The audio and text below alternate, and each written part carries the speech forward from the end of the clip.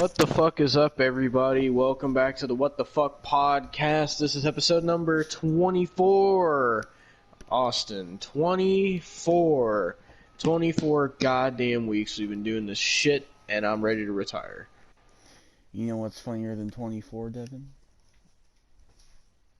I'm gonna say 25. 25, yep.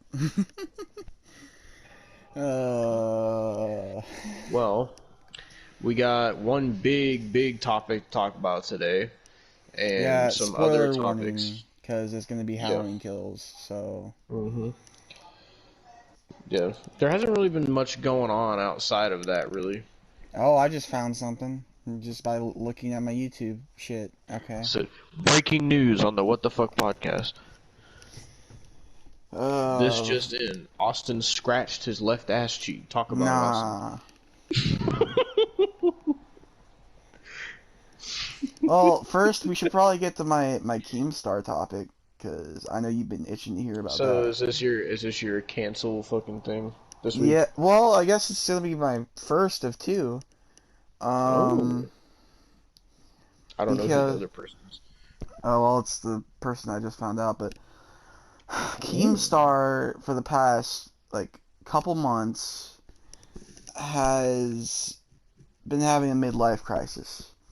He got out of a 13-year relationship, and then he met this 20-year-old chick at a fan event. So, dating fans, are we now, Keemstar? Okay. And he's been, showing her off on Twitter and everything like that, and shit like that. So he's been getting flack for it because of the age gap. It's like a 20-year age gap. So I don't really give a shit about the age gap. I mean, two consenting adults, what the fuck ever, you know. I'm not getting into that. Other people can if they want to. I don't give a fuck, really. But he has been so fucking cringe and shit as well, because he's also showed up on multiple streams from people like Aiden Ross. I don't know if you've heard of Aiden Ross. I don't really watch him, but I've heard a lot more about him recently. But Aiden Ross had Tory Lanez on the fucking stream and everything. So he's hanging out with them, and then Keemstar shows up. Immediately, just a fucking buzzkill. They were all you watch the clip and they were all having fun and everything like that, and then Keemstar shows up and he's like, "You're fucking screwed," because he was basically saying that Aiden Ross is screwed because drama alerts here or whatever. And immediately everybody was just like, "Go fuck yourself, Keem." They were so fucking pissed. So after that happened, he fucking overreacts about something that's not even funny. And then because of that fucking situation, his 20-year-old girlfriend left him. Jesus Christ. So then he goes on fucking Twitter and says, "Y'all think I should date 40-year-old women? Well, if these are the 40-year-old women I should be dating, then I would kill myself." And he posts 4 pictures of what he Googled was 40-year-old women. And one of those women went missing a couple years back and has not shown back up. So he's getting canceled for that. Jesus Christ. To the point to where he posted on YouTube, on the YouTube community page yesterday, just saying that he is sick. When he says he's sick, he just wants a break. At this point, he says he's sick every fucking week. But I'm gonna read you some of the comments that people fucking posted yesterday. And these are some fucking comments, man. Okay. "Stay sick, please." "Retire." I bet you do. Nobody cares because he said I thought I probably have COVID. Jesus Christ. You lose your voice from fake laughing as loud as humanly possible. Oh, and this is the one that almost made me fucking die laughing. Gotta stop eating so much 21-year-old pussy.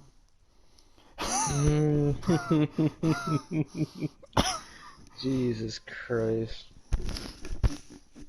And then the replies to that was he sure loves him some Gen Z pussy. Oh my god. Then somebody was just saying he got an STD. just fucking randomly. Oh man. And here's some. This is the one from the Humanly Possible. Like you left Humanly Possible. Okay, there's not really any good like replies to that one, but there is people just his community page like comments are fucking toxic. Like they are so toxic. It's not even funny. Christ. And then like he made a video today, and I was telling you earlier how he was talking about a topic earlier, and he made a bad joke, and it just made me want to fucking die. The fact that he thinks he's funny. He thinks he's so fucking funny. Like here, I'm gonna send you the fucking cringe from the Aiden Ross stream. Keemstar,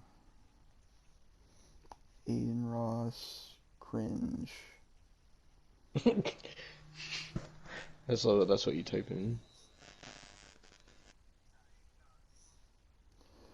Alright, I'm gonna send this to you, and I'm gonna have you watch it just to see how bad this was. Actually, we'll both watch it just to see how bad it was.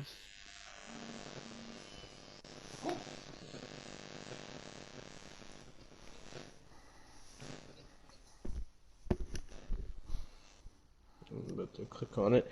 Give me a second.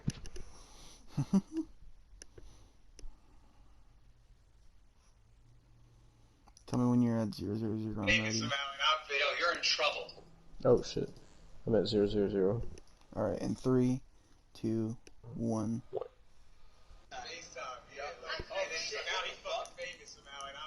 in trouble. Why?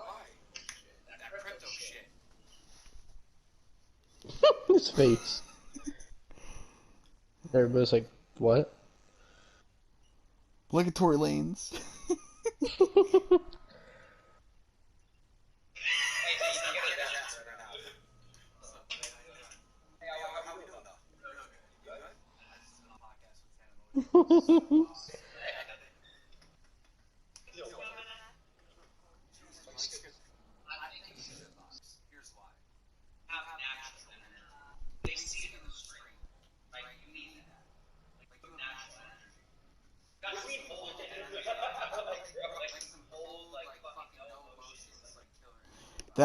That chick that's on her phone with blonde hair, that's his 20-year-old ex. Jesus Christ.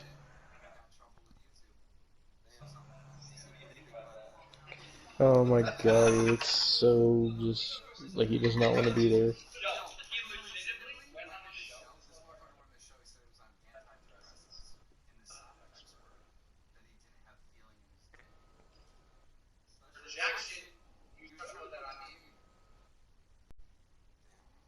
He just fucking leaves.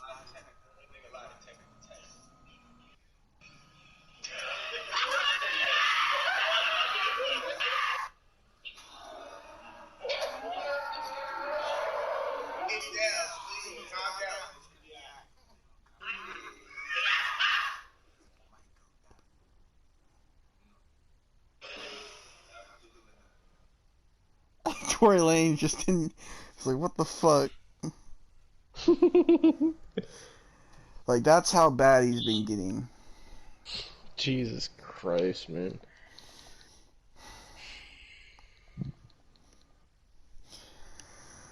That's Keemstar for you. So who else is getting canceled?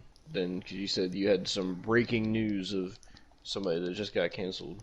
Well, apparently, Valkyrae, a popular Twitch streamer, is selling a cream, like a face cream that's supposed to help with like blue screen, like helps your skin, I guess, from blue screen. I don't fucking know, but like it's supposed. I don't know why that would help, but apparently it's a scam because it does not work. So she's getting canceled for it.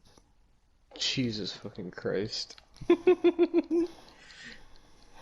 Oh man. So that was the cancel segment. All right, let This week. let me play it out for you. I got the perfect song. Oh Jesus. What is up, Trouble Alert Nation? I'm your host, Killer Keemstar. Jesus.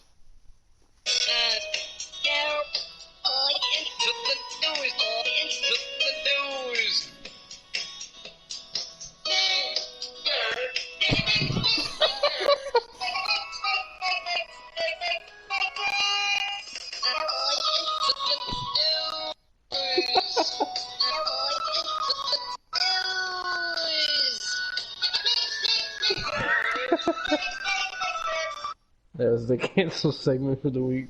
Jesus Mr. Christ. Keemstar. Well, I just found out something else. Something you'll probably like want to talk about. Lana says Mira won't allow her to create an OnlyFans account. Wait, she said Miro allowed her to make the OnlyFans? Won't allow her. I mean, I don't really see why Miro doesn't, because, I mean, what she posts on TikTok is pretty much OnlyFans content anyway. Yeah. I'm sure there's a simp outrage. Fuck Lana. I'd rather see her do OnlyFans than go to AEW. Yeah.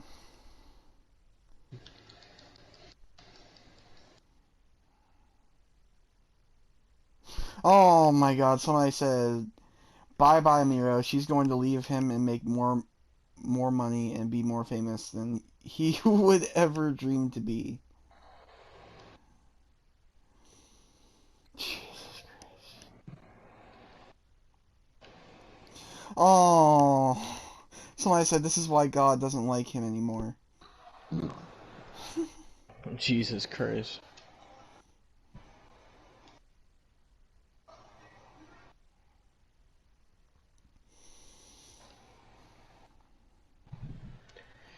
Do you want to talk about one of your topics? Well, I don't have that many. I guess I could talk about the thing that's going on with Facebook. Alrighty. Because apparently Facebook is reportedly changing their name. This article comes from Yahoo Finance, so take it with a grain of salt. It says Facebook is rebranding and changing its company name as soon as next week. According to The Verge, apparently the social media giant will have a new name that will reflect its focus on creating a metaverse. It's also possibly connected to its unreleased social virtual reality world called Horizon Worlds. The social network itself will likely retain the Facebook branding and will be under a new parent company along with Instagram, WhatsApp, and Oculus. That will be similar to what Google did in 2015 when it put its various projects and divisions, along with itself, under its parent company Alphabet. The Verge said the name change is a closely guarded secret at the moment, and not even all senior leaders have knowledge about it. Mark Zuckerberg has long talked about wanting to make Facebook a metaverse company and has been taking steps towards that goal. Earlier this year, Facebook formed a team dedicated to building a metaverse, and just a few days ago, it talked about adding 10,000 high-skilled jobs across the European Union over the next 5 years to build its virtual and augmented reality experiences. It also released the Ray-Ban Stories augmented reality smart glasses in September. It's unclear how long Facebook has been planning on changing its name, but it's almost certainly hoping it'll serve as a distraction from the investigations it's facing and the recent flood of bad press. Oh, fun. Yeah.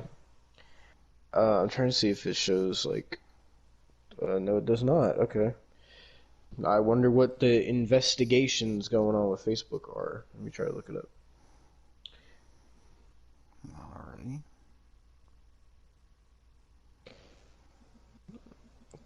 Going on with Facebook. Let's see. This is just a Google search, so don't take this with any fucking seriousness. This is just a Google thing, but let me scroll through here.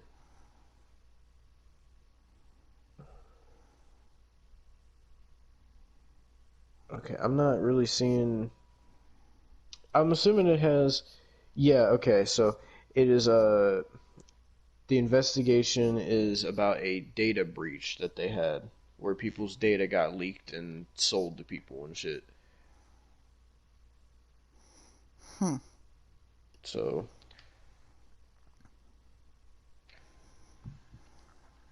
that's pretty much what's going on with Facebook. That was one of the only topics I could find for the week because, like I said, there wasn't much going on. Jesus. I mean, I don't fucking know.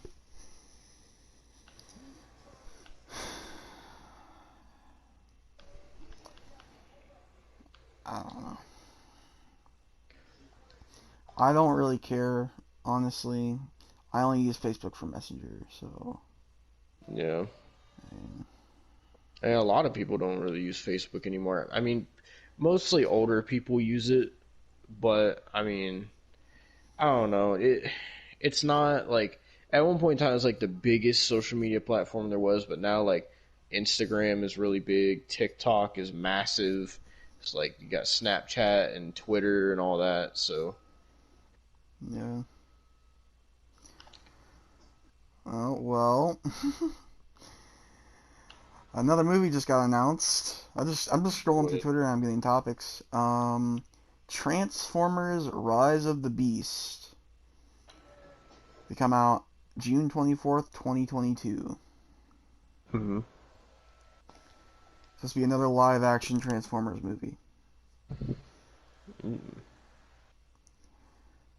So, but is it gonna continue from like the like Shia LaBeouf shit, or Let me see like what the story is. Transformers: Rise of the Beast.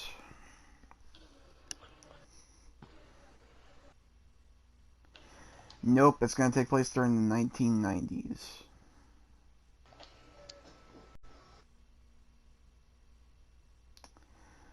Let me check the cast. Interesting. It's going to involve Optimus Prime. Mm. So,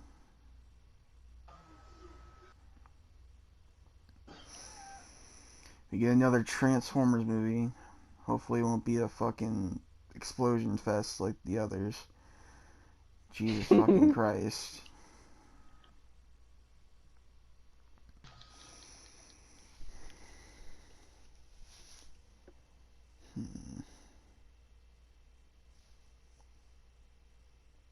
I mean, my only other topic is that fucking. I mean, there's an update on the NNA fight because that's what we ended on last week. So, NNA won his fight with what the fuck was the guy's name? It's Adnan. Adnan, I think Adnan. So NNA won his fight with Adnan. So that means we will be doing NNA Part 2 on Austin's channel because that was the bet, so I'm fucking happy about that. So, and also NNA said that he will be fighting at Social Knockout 3. So, wonder who he's going to face next. I don't know. I mean, I genuinely don't want to see another NNA fight and have him win. because I don't Yeah. think he should be. I don't know. I don't. I kind of enjoy it more when internet gets knocked out. Honestly, just saying. Mm-hmm. But I hope, like, I don't know who's gonna face, because he literally built up this fight and was like, oh, this person's gonna be a surprise, and it was just some random dude named Adnan that nobody knew who the fuck he was. Like, I don't even know when Social Knockout 3 is gonna take place. If it's gonna be like next year or what. Jesus. But I hope he fights somebody that's like noteworthy, that'll, like, if he does beat that person, like, that'll make people take NNA more serious, because after he got knocked out by fucking Slim of all people in 40 seconds, like, you can't take him seriously. And then he just beat some random dude named Adnan, which, to be fair, we watched the fight and NNA was getting like really good punches in. It seemed like he actually like figured out how to box, but like he's Yeah. still not great. Like, so he needs like a better opponent, I feel, for us to really determine if NNA should keep boxing or not. Yeah. Like, he's not gonna get to KSI and like Jake Paul level in terms of like YouTube boxing and like social influencer boxing and shit. He's not gonna get there, I don't think. Like, Jake Paul is like on top of that right now, and I'm sure whenever KSI is done with his music shit and he says he's gonna get back into boxing, then KSI will be on top of it again. And also, there's, if we may or may not get Logan and Tyson, and also whenever like Deji fights again, so who knows? Oh, well, the Uncharted live action film trailer has gotten leaked.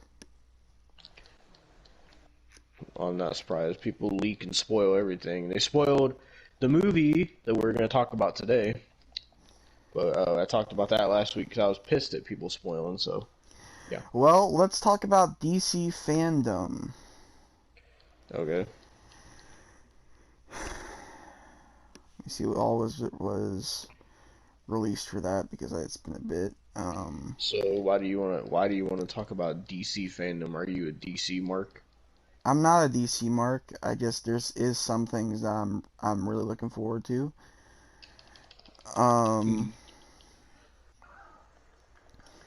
So I'm looking forward to the Batman with Robert Pattinson. I don't know if you've seen the trailer to that yet. I have not. I'm looking forward to Peacemaker, the John Cena TV series. I'm looking forward to Black Adam with The Rock. I'm looking forward to the Suicide Squad video game that's going to have Samoa Joe in it. Yeah, but it's only on the PS5 and Xbox Series X. Shit. So, pisses me off, but I can't wait to see Samoa Joe play as King Shark.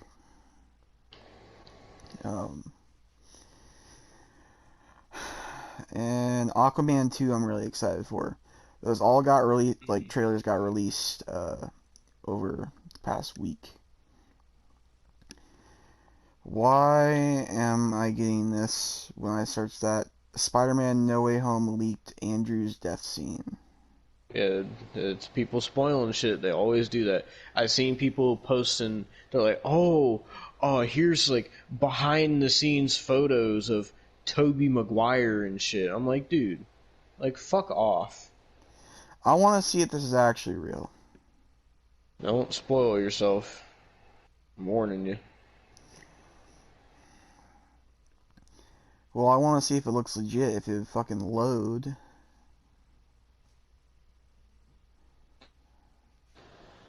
Fuck those people that post the spoilers. I can't stand people who post spoilers. They piss me off to no end. They fucking ruin every goddamn thing. And I'm ranting about what I was ranting about last week. Fuck's sake. But like, It isn't legit. you can't ever. It's not. No, it isn't legit. All right. Well, you can't ever like. You can't. That's the thing that sucks about people that spoil is like you can't ever like get rid of people that spoil stuff either because there's always going to be people trying to spoil shit no matter how many people get their channel taken down and shit. Like, there's always gonna be people posting leaks and spoilers and shit because people just get their popularity off that for the short time. Yeah. So Well, it sucks, man, because I hate seeing shit spoiled that I'm excited for. I'm so glad I didn't get spoiled for Halloween Kills. I'm so happy I didn't get spoiled for that. yeah. I mean, well, before we get to that, um, there's one more thing I'd like to talk about, which will be involving next week for the podcast. Okay. I believe so. I think so, actually. I don't. Maybe. I'm pretty sure soon. A trailer 2 for Halloween, or not fucking Halloween. Spider-Man No Way Home. Mm-hmm. Is going to be released along with the poster. So, Ooh. you will see that soon. I'm excited for that. I mean, I don't know what they're going to show in trailer 2 that they haven't already shown to get people excited. I don't know. The only thing I can think of is Tobey Maguire. Hopefully people won't do what they did with the Halloween Kills trailer where fucking assholes leaked the Halloween Kills trailer so they had to release it early. Hopefully they don't do that shit. Hopefully not. Pieces of shit. I hate people that leak and spoil. I hate them with a passion. Get a fucking life. Yeah.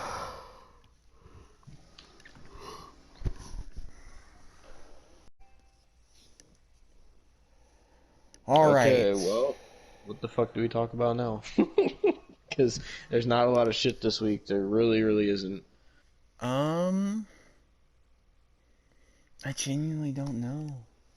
Like, Obviously, we got Halloween Kills to talk about, but that's gonna take up a good chunk of time. But like, if there's any fucking thing else, I can't think of it because I really haven't seen that much going on. Really, do you have like an actor for this week or anything? oh yeah, I do have an actor.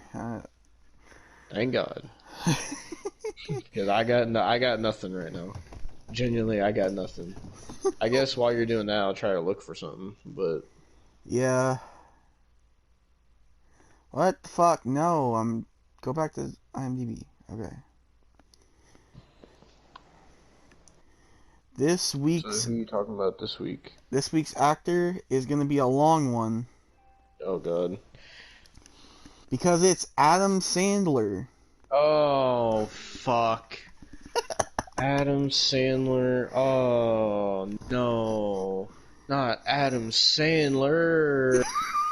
This man's been in so many bad movies. Have you seen Grown Ups 1 and 2? Yeah. Have you seen Lil Dicky or whatever the fuck that was? Little Nicky. Yeah. Yeah.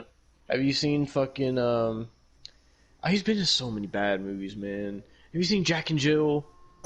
For fuck's sake, man. I have genuinely stayed away from Jack and Jill. I seen it in the theater when it came out. Oh man, I'm so sorry. Because at the time, the only Adam Sandler movies I seen was like Happy Gilmore and shit like that. So I liked those movies. So I was like, oh, Adam Sandler's funny. And I also seen Click, which is a good Adam Sandler movie. And I seen this, so I was like, oh, Adam Sandler is making a new movie, so I'll watch it. It's going to be great, right? One of the worst movies I've ever seen. That's the one with Jared Fogle in it, right? I don't fucking remember, man. It's been a while since I've seen it, but remember it was awful. And like ever since the word, it was Adam Sandler playing himself pretty much, and also playing a female version of himself. Oh That's just no! His awards is gonna be What? something to get through. Because he Oh has God. 68 wins and 122 nominations. Fuck's sake, you're gonna be talking for a while. Yeah, okay, Well, let's get the Adam Sandler shit underway, because there's gonna be a lot of fucking shitty movies, especially the current Adam Sandler. alright, so we have The Actually, did you Waterboy. know, before you say that, did you know that I guess, like, with current Adam Sandler, like, his movies, apparently all his movies are just vacations for him. Like, he basically takes him and all his friends on vacation, and then, like, while they're on vacation, they just decide to film, like, some random stupid-ass movie, and that's why his movies are so bad recently. I Apparently did that's not why. know that. Yeah, his movies are just him taking vacations with his friends. That's what Grown Ups was. So, Jesus Christ. yeah. Fucking Adam Sandler, man. Well, first we have The Waterboy. Oh, God. He played Bobby I actually Boucher. don't mind that movie. Big Show's in that movie. Yeah. Did you know apparently AEW is trying to get the Big Show's character for the game? Why? What the fuck do they need that for? Big Show's like character in Waterboy for goddamn Yeah, Captain Insano. That's his character. They want him as Captain Insano in the game. But why? I don't understand. Why Captain Insano? I guess that's an unlockable like I guess outfit. I guess I don't. At that point, you might as well just fucking have Knucklehead in there. And fucking when he played fucking, and he played in a Christmas movie once. I don't remember what his character was, but like Big Show's gonna like fight this guy, and he was like, "I'm gonna deck your halls, bub." Like that's what he said in the movie. Oh God. I don't know what movie it was. It was some Christmas movie. Like, but like, why, man? Why Captain Insano of like all things? I don't know. He played Nicky and Little Nicky. That's his second highest like credited role, just so you know. Wait, so that like by highest credited, like that means like his most popular roles? Most paid. So he was paid the most for Waterboy, then he was paid like his second most paid was Little Nicky. Oh God. He played Sonny Koufax in Big Daddy. Oh, I remember that movie. That movie was eh. It wasn't horrible, but it wasn't great either. He played Robbie Hart in The Wedding Singer. Oh my God, I remember that movie. He played Hoobie Dubious in Hoobie Halloween. Hoobie Dubious? What the It came out last year. And that's in one of his highest paid? Hoobie Dubious? That's his fifth highest paid. God, man, what? That's Netflix for you. Wait, you said it's a Halloween movie? Yeah, it's called Hubie Halloween. Hoobie Halloween? What the I'm so lost. Why? I don't understand, man. I don't know, but there's so many fucking more. I don't know what's worse, Hoobie Dubious or fucking Skibbity Flibbity or whatever that was by Gone. I don't know. Hibbity Flibbity? Yeah, Hibbity Flibbity or Hoobie Dubious. What the? Like, what are these fucking words, man? He played the narrator in Nature Planet with Kevin James. Oh, he has a lot of movies with Kevin James, man. Well, Have you seen Pixels? I'm sure that's on there. Yeah, that's gonna be on there later. But Kevin James is in a like koala costume. Oh, in the fucking poster.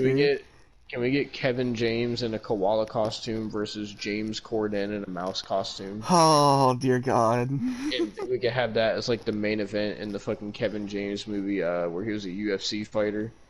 Oh, Here Comes the Boom, Yeah. which had the I couldn't remember fucking the name. goddamn saliva song, or what the fuck Yeah. ever. Oh God, he was Howard Ratner in Uncut Gems. He's actually really good in that movie. Did you Uncut. know?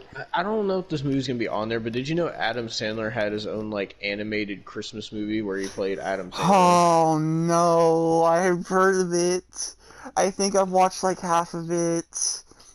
Yeah, 8 it's Crazy pretty bad. Nights. Oh Yeah. no.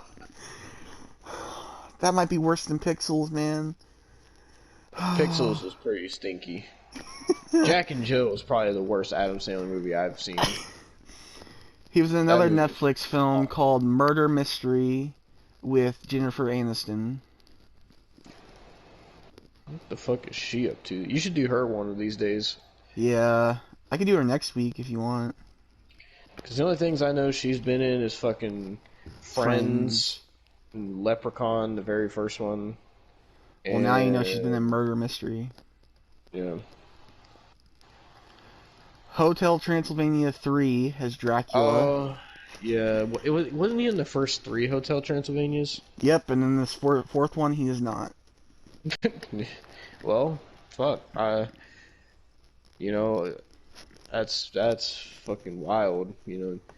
Oh, by the way, Hotel Transylvania hasn't even been like was supposed to be released on October 1st. Is there even a trailer for it? There's a trailer, yeah, but it just hasn't released. What the fuck? They released fucking Addams Family 2 before that shit. Yeah, they're supposed to come out on the They same had day, a actually. They had a commercial with fucking Progressive. Oh, I saw that commercial when I was watching Halloween Kills, like right before. Yeah. They play that fucking commercial every goddamn day at my work, man. They still play it even after the movie's out. They still play it. Like, anyway, back to Adam Sandler. 'Cause I know There's it's gonna take a while. still people seeing Addams Family too, at least here. There like yesterday when I saw Halloween Kills, it was people just seeing Halloween Kills and fucking the Addams Family too. That's all it was. Nobody wanted to see No Time to Die or fucking whatever. Or it was, they were like, fuck Shang-Chi. He was on Kevin Can't Wait, which is another fucking Kevin James show.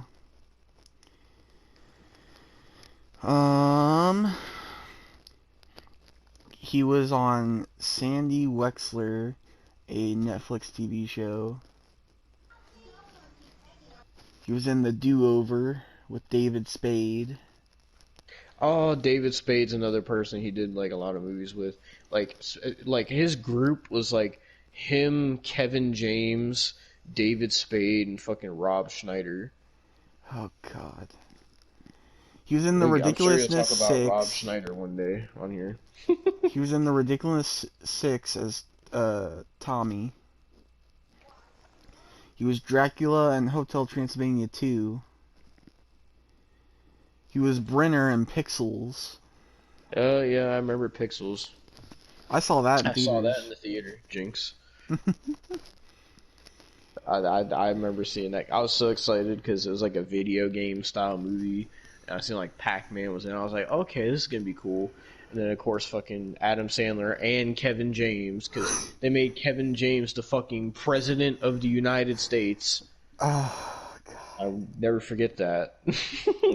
Oh, did you know nostalgia? That's so Adam Sandler does. That's what he does with his movies, because Kevin James was president of the United States, but he also just happens to be Adam Sandler's best friend. It's okay. Like, that's just how that works out. It's Like, okay, what the fuck? because Nostalgia Critic made that movie worse because he did a live action review on it.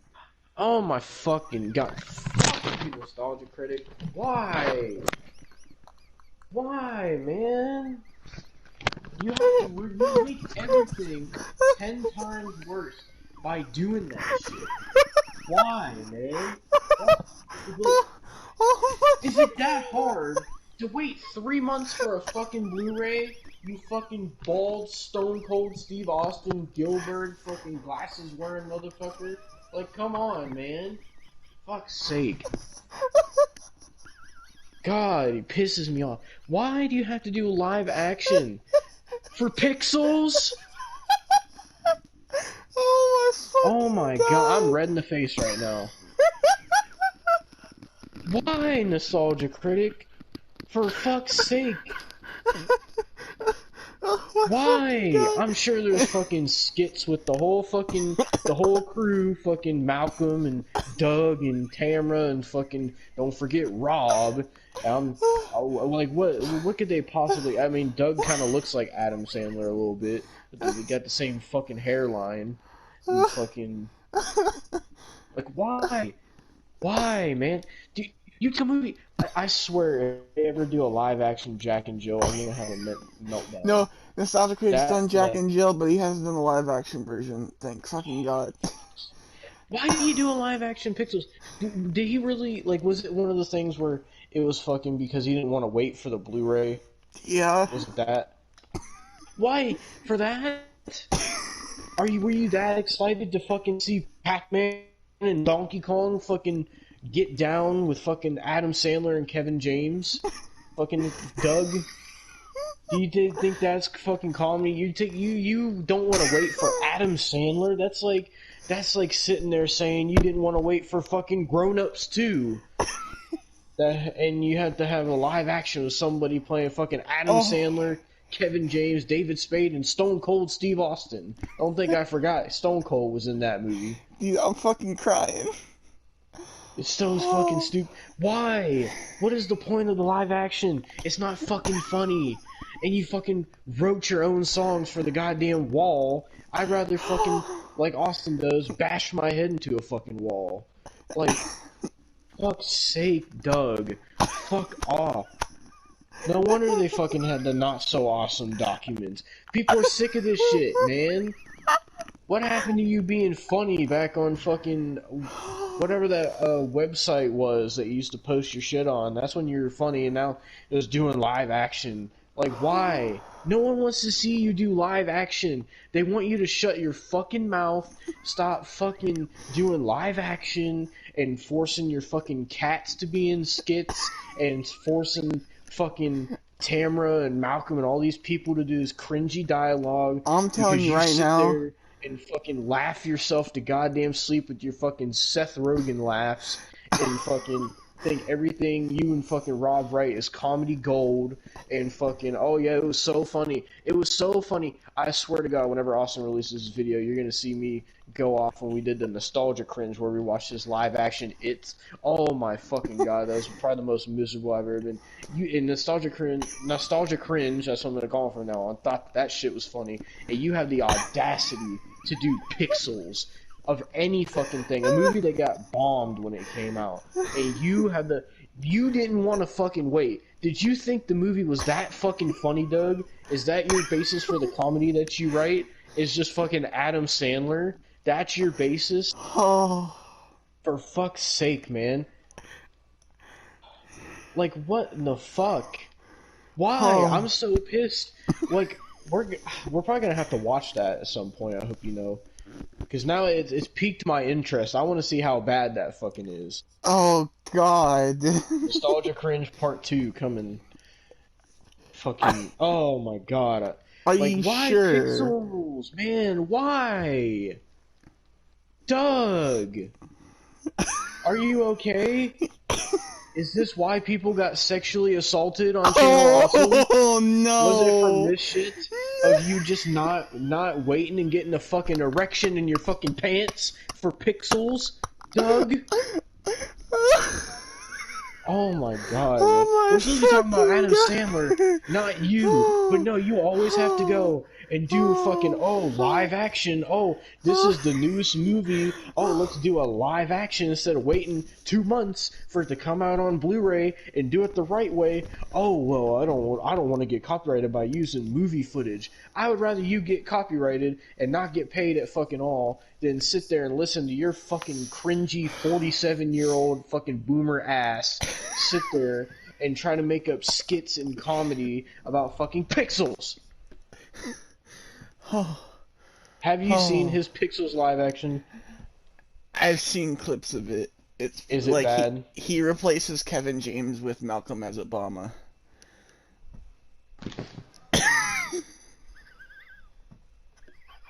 I need a minute. Oh my fucking god!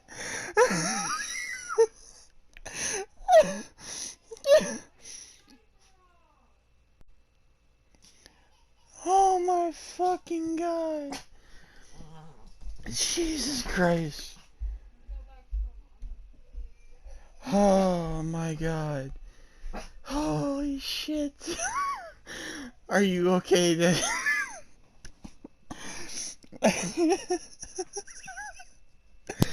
That doesn't even make any sense to, like, it's not even the same president. Why Obama? His argument was, if you put Kevin James as president, you can make anybody as president funny with the lines they gave Kevin James. So he put Obama in his place.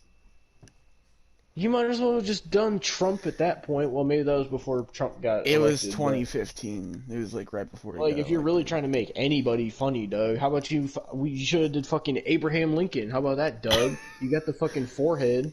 Oh. You could have did fucking George Washington with your nasty ass teeth, Doug.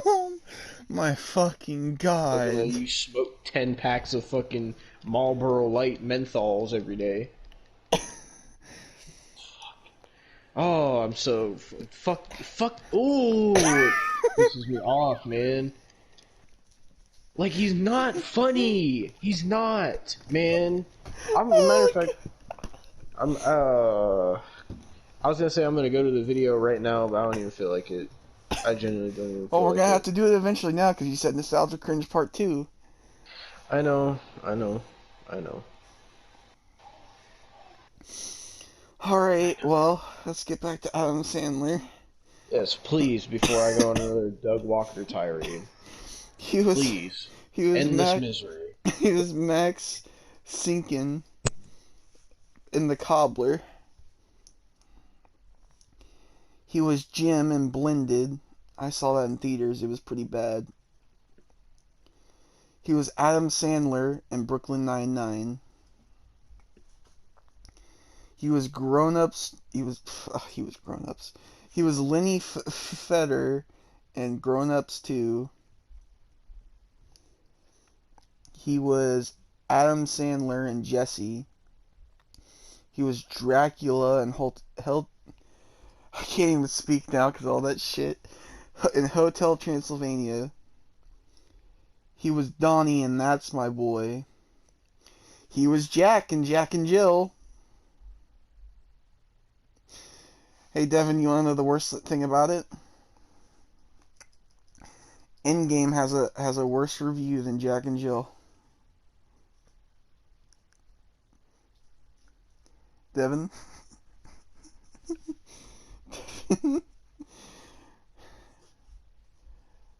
Hello. I'm here. I'm just Did you cooling hear what down. I said?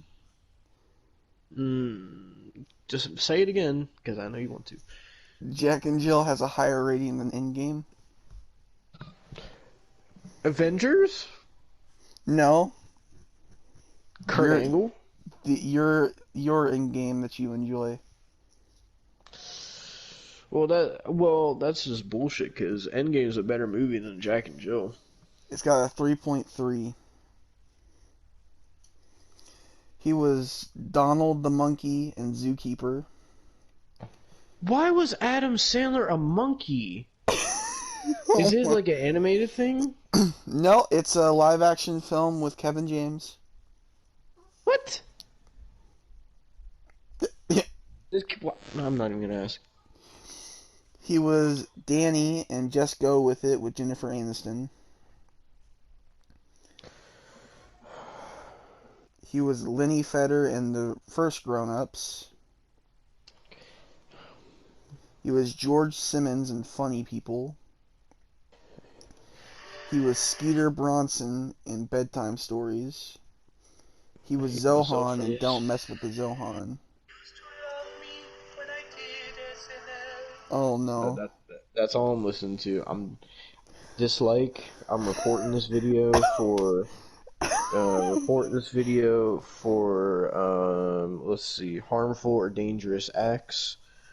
And actually, I'm reporting it for violent and repulsive content because that's what it was. Oh I'm god. looking at the comments on this video while you're talking about Adam Sandler. He was Chuck Levine and I now pronounce you Chuck and Larry. He was Jeff the Beast in The King of Queens. He was Charlie Feynman in Reign Over Me. He was Michael Newman in Click. He was Paul Carew in The Longest Yard. Oh my god, people are calling him Papa Walker. I'm so done. He was John Klasky in Spanglish.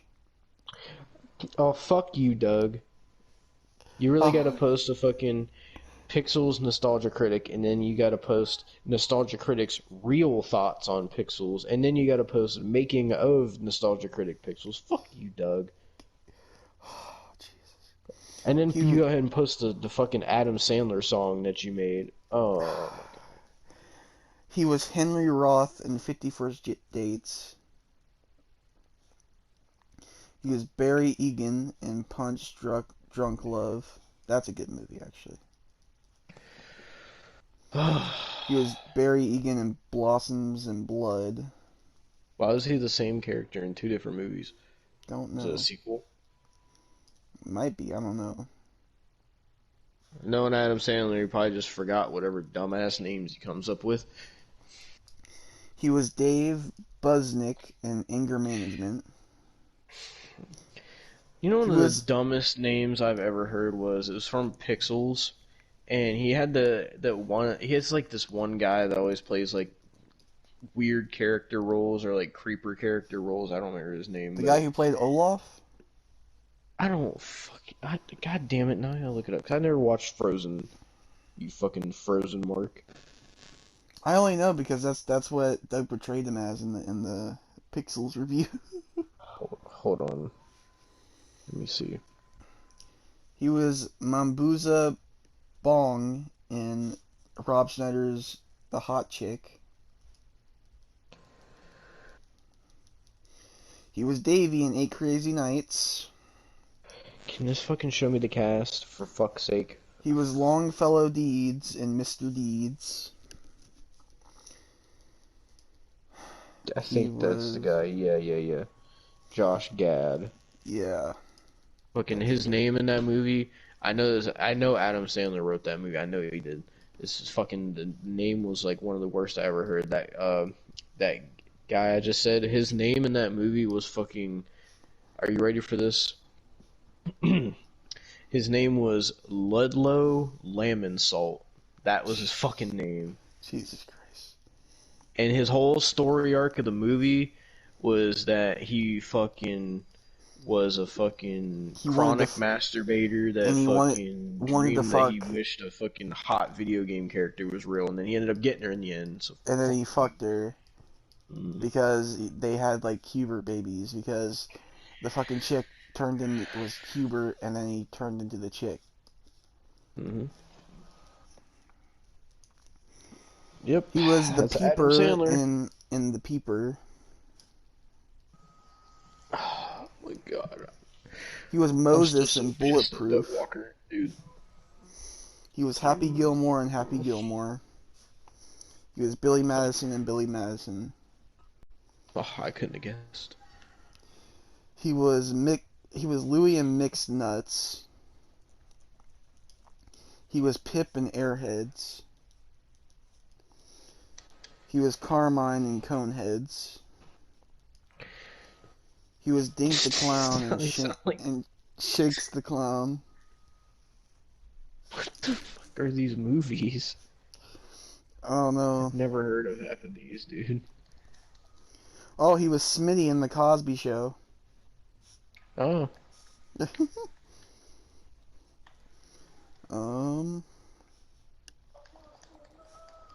Oh, these are his writing roles. Okay, you want to know what he wrote? Hoobie Halloween, Hmm. Ridiculousness That's who be 6, dubious. Grown Ups 2, Jack and Jill, Grown Ups, You Don't Mess with the Zohan, 8 Crazy Oh, I remember Nights, that movie. Little Nicky, The Peeper, Waterboy, Happy Mm. Gilmore, Billy Madison, Saturday Night Live. And now we get to his producer roles. Hoobie Oh. Halloween, Murder Mystery, Not surprised. The Wrong Missy, The Do-Over, Hotel Transylvania 2, Joe Dirt 2, Pixels. Oh, for fuck's sake! I forgot they made a Paul Joe he Dirt he too. he produced Paul Blart Mall Cop 2.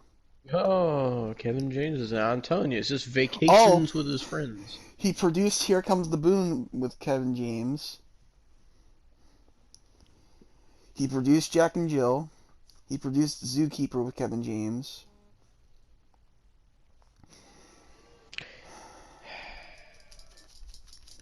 Oh, he produced Paul Blart Mall Cop 1. No. He produced The House Bunny with Anna Faris. Oh, he produced a Paris Hilton movie. I'm gonna fucking leave now. He produced The Benchwarmers. He produced Grandma's Boy. He produced the Morgues video.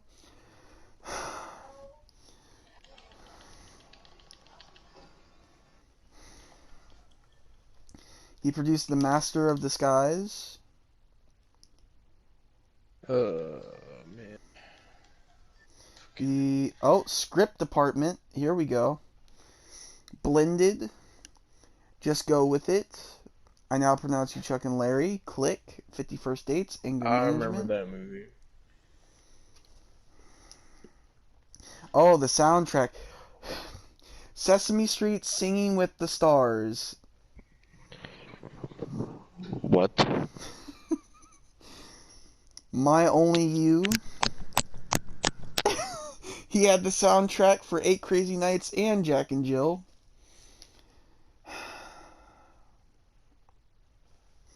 Had the soundtrack for The Wedding Singer. Soundtrack for Billy Madison. Oh, he got some thanks. Wanna know what his thanks was for? Hmm. The Cosby Show. Oh. And a Chris Rock show. Mm.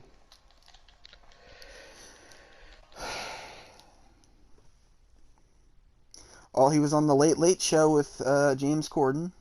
Oh, what a gruesome twosome. He's on 60 Minutes, Jimmy Kimmel, Conan, Entertainment Tonight, the Kids' Choice Awards, I Am Chris Farley. Rest in peace, Chris Farley. Rest in peace. MTV Movie Awards, The Tonight Show with Jay Leno.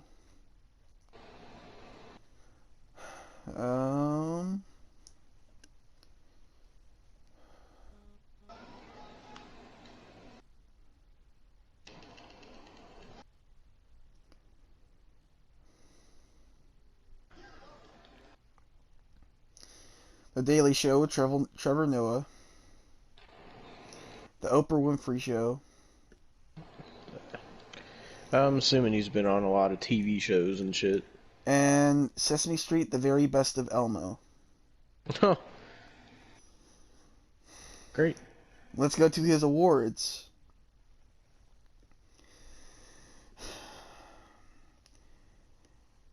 Alrighty. Yeah, didn't you say he has a shit ton of awards? Yep. He Ugh. won a Movies for Grown-Ups Award for Best Actor in Uncut Gems. He was nominated for a American Comedy Award for Funniest Actor in a Motion Picture Leading Role, The Wedding Singer. Mm-hmm. I'm not gonna go through all of these because he's got a lot. I'm just gonna see some if there's any awful ones. Oh, he was nominated for 3 Grammys for Best Spoken Comedy Album in 1994, 1996, and 1999.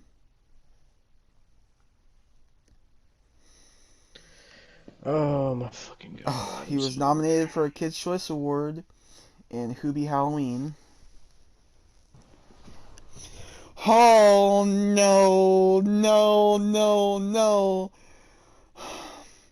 He won favorite movie actor for Jack and Jill in the Kids' Choice Award.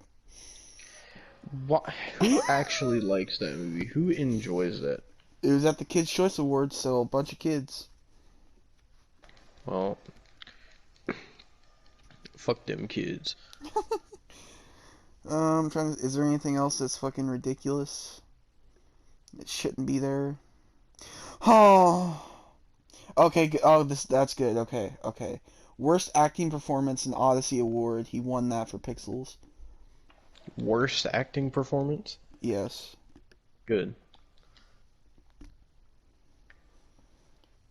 He was nominated for a Razzie Award for Worst Actor for Hubie Halloween. And another Razzie Award for Worst Screen Combo in Hubie Halloween. Oh my god, he's won a lot of Razzie Awards. Holy shit. He's won multiple Razzie Awards for Worst Actor and Worst Screenplay for the Grown Ups movies. He won the Worst Screenplay for Jack and Jill. Won the Worst Screen Couple for Jack and Jill. Won the Worst Actor for Jack and Jill. He won Worst Actress for Jack and Jill. Oh, good. In that movie, they have their own, like, twin language, and it just sounds like baby talk. It is so bad. Oh, it is no. genuinely, like, a disgrace to the film industry. That's how bad Jack and Jill He is. was nominated for a Teen Choice Award for Pixels.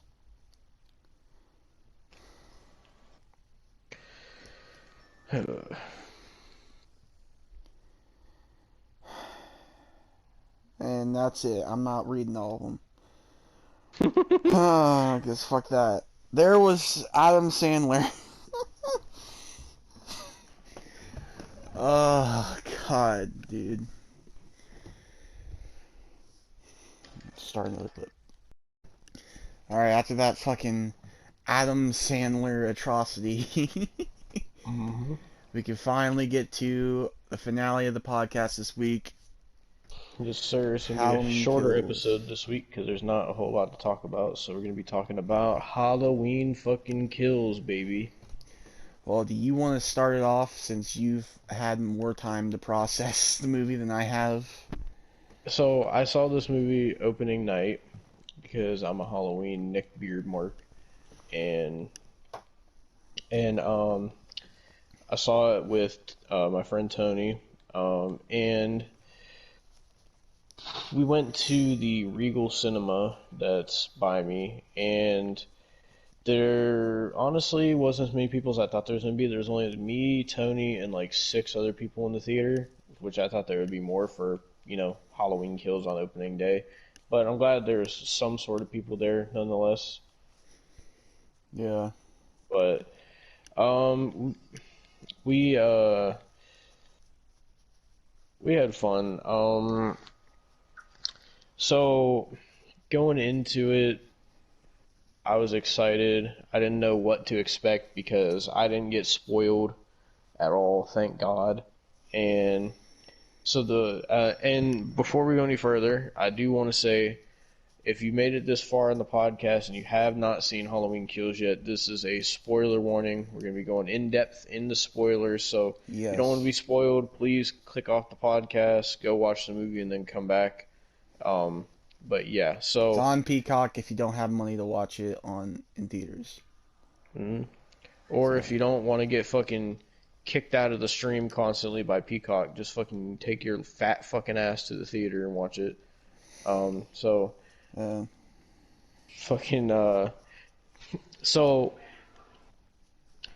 wasn't expecting it to start off with the flashback scene. I thought that was going to be a thing that was later in the movie, because I thought it was going to start off with like showing the recap of like 2018, and then like showing I thought it was going to be like the trailer, how the trailer opened with like the house burning, and then the firefighters going to put it out, and then Laurie being like, let him burn, let him burn. I thought it was going to be that starting it off, but they started off straight into 1978 with the flashback. Yeah. And the flashback was not what I expected at all. They showed a little bit of it in the second trailer, but the flashback was basically like showing Halloween night 1978, and it takes place after Doc Loomis shoots Michael 6 times and he falls off the balcony, and so Michael's like walking through the back roads, and then we see two police officers. Well, we see a police officer chasing Michael Myers down a back alley, and they're playing like the final chase music from the first movie, which was dope as fuck. And they show what Michael looked like. They fucking nailed 1978 Michael. Yeah, they really did. Like as good as they possibly could, as close as they possibly could. It was so like it felt like the 78 movie. That's how good they got it. And so we find we find out that the officer chasing down Michael is a young Officer Hawkins, who we saw what we thought was die in 2018. But we found out it's a young Officer Hawkins, and he is after Michael, and he's chasing him down an alleyway, and then Michael disappears, and you can't find him. And then all the other cops meet up with Hawkins, and they're like, did you see him? He's like, yeah, he went this way, and then he disappeared. And then they're saying how they were going to look for him. And then we cut to I was surprised they did this whole entire flashback at once, because I thought it was going to be multiple flashbacks like throughout the movie, but this was like they pretty much like busted a nut in the opening of this movie, like all in one load. And because it goes to a young Lonnie Lamb, who we saw in the 78 film. He's the one where he gets dared to go in the Myers house, and then Loomis is like, hey Lonnie, get your ass away from there. That's Lonnie. And so it turns out that like his friends thought that he went into this is later in the movie, but his friends thought he went into the Myers house in the first movie, but he really didn't.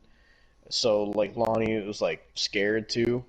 So in the flashback, like this after that happens, and Lonnie's like already kind of scared, and then like his group of friends that he was with, they're asking him about something.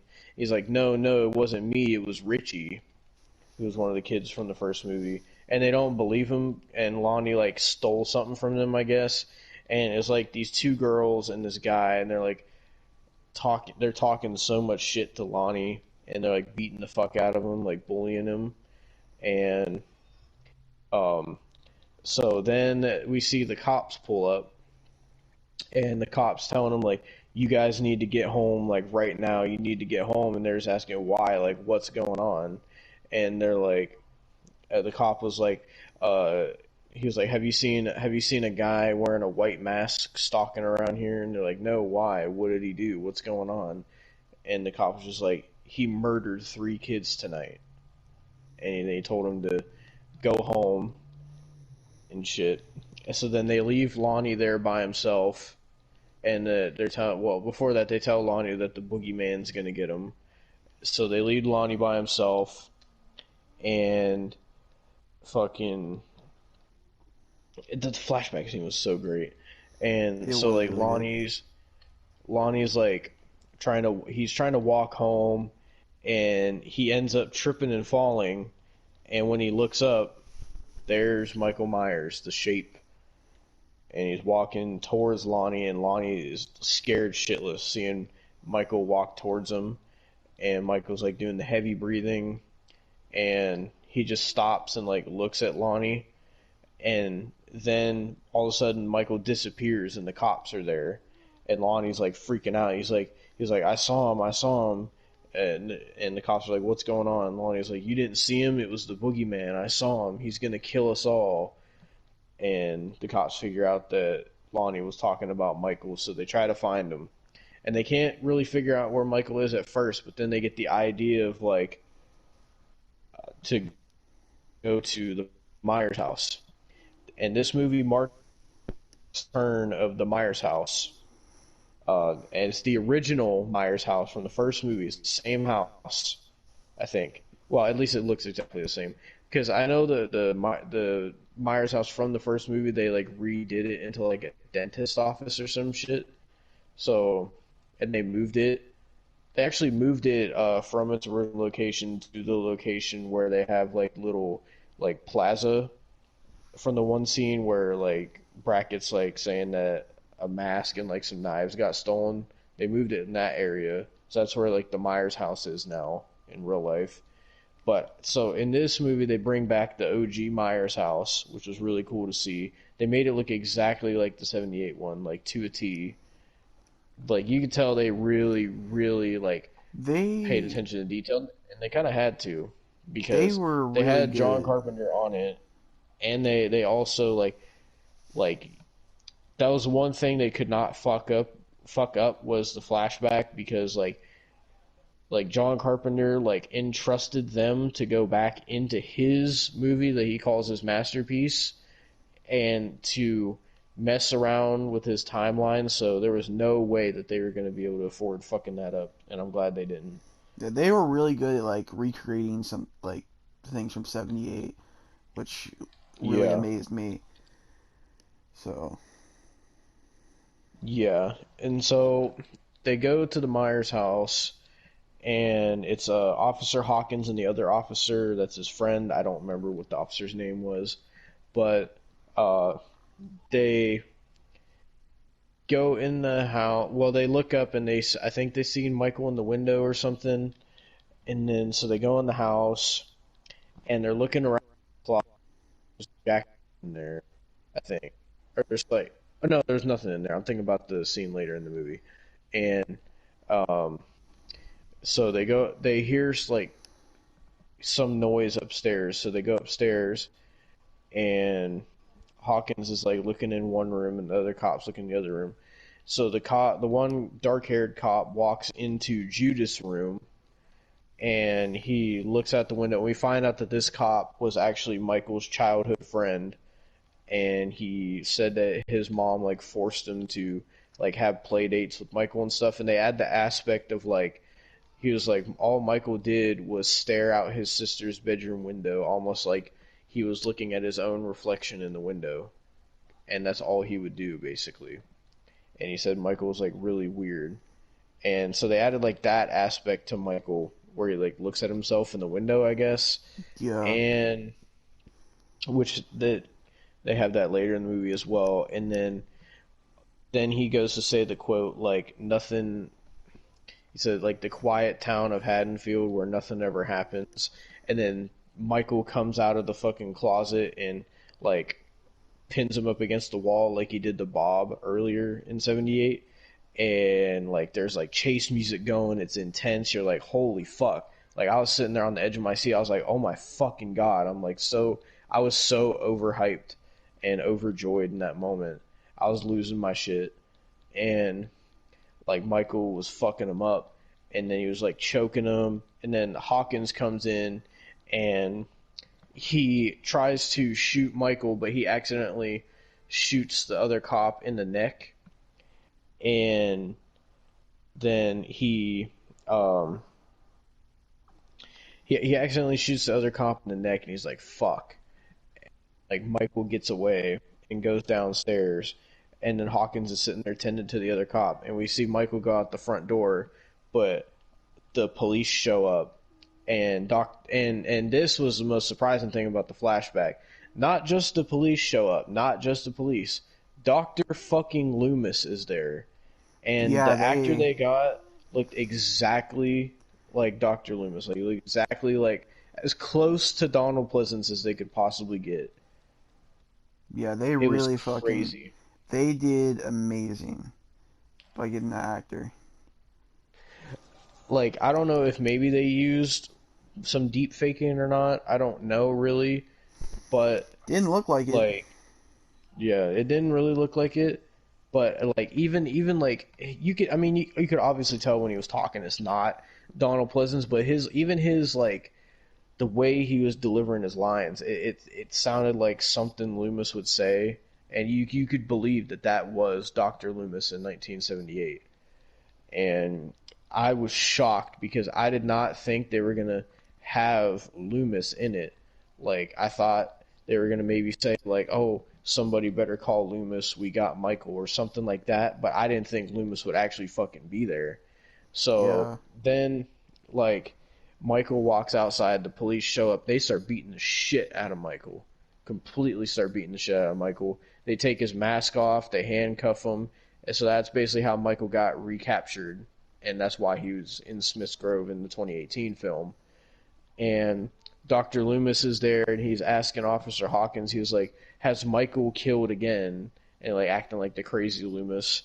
And then, well, there's more flashback later on, but it's fucking, the opening is wild, and that's like the opening of the movie. And then the title card drops, and that fucking orchestral Halloween Kills theme song was fucking, it was so fucking amazing. Yeah. It was so fucking good. Oh, and I remember I was sitting there and I was like, fuck, dude, this is just the opening of the movie. We still got a whole movie left. Like, I was sitting there, I'm like, oh my fucking god, man. That was one of the most amazing fucking movie introductions I've ever seen. Like, what a fucking way to start a movie. Holy fuck, dude. Like, if that didn't get people hyped for the rest of the fucking movie, something's wrong with them. But yeah, I mean, a lot of the people were silent during the movie in my movie theater because my movie theater was it had a lot more people in it. mm-hmm. Like, it was shocking how silent people were. In mine, like, when there was a kill, like, people would be like, oh shit, oh fuck. Like, people were reacting to it, which was fun. But they were quiet. Other than the kills, they were pretty quiet.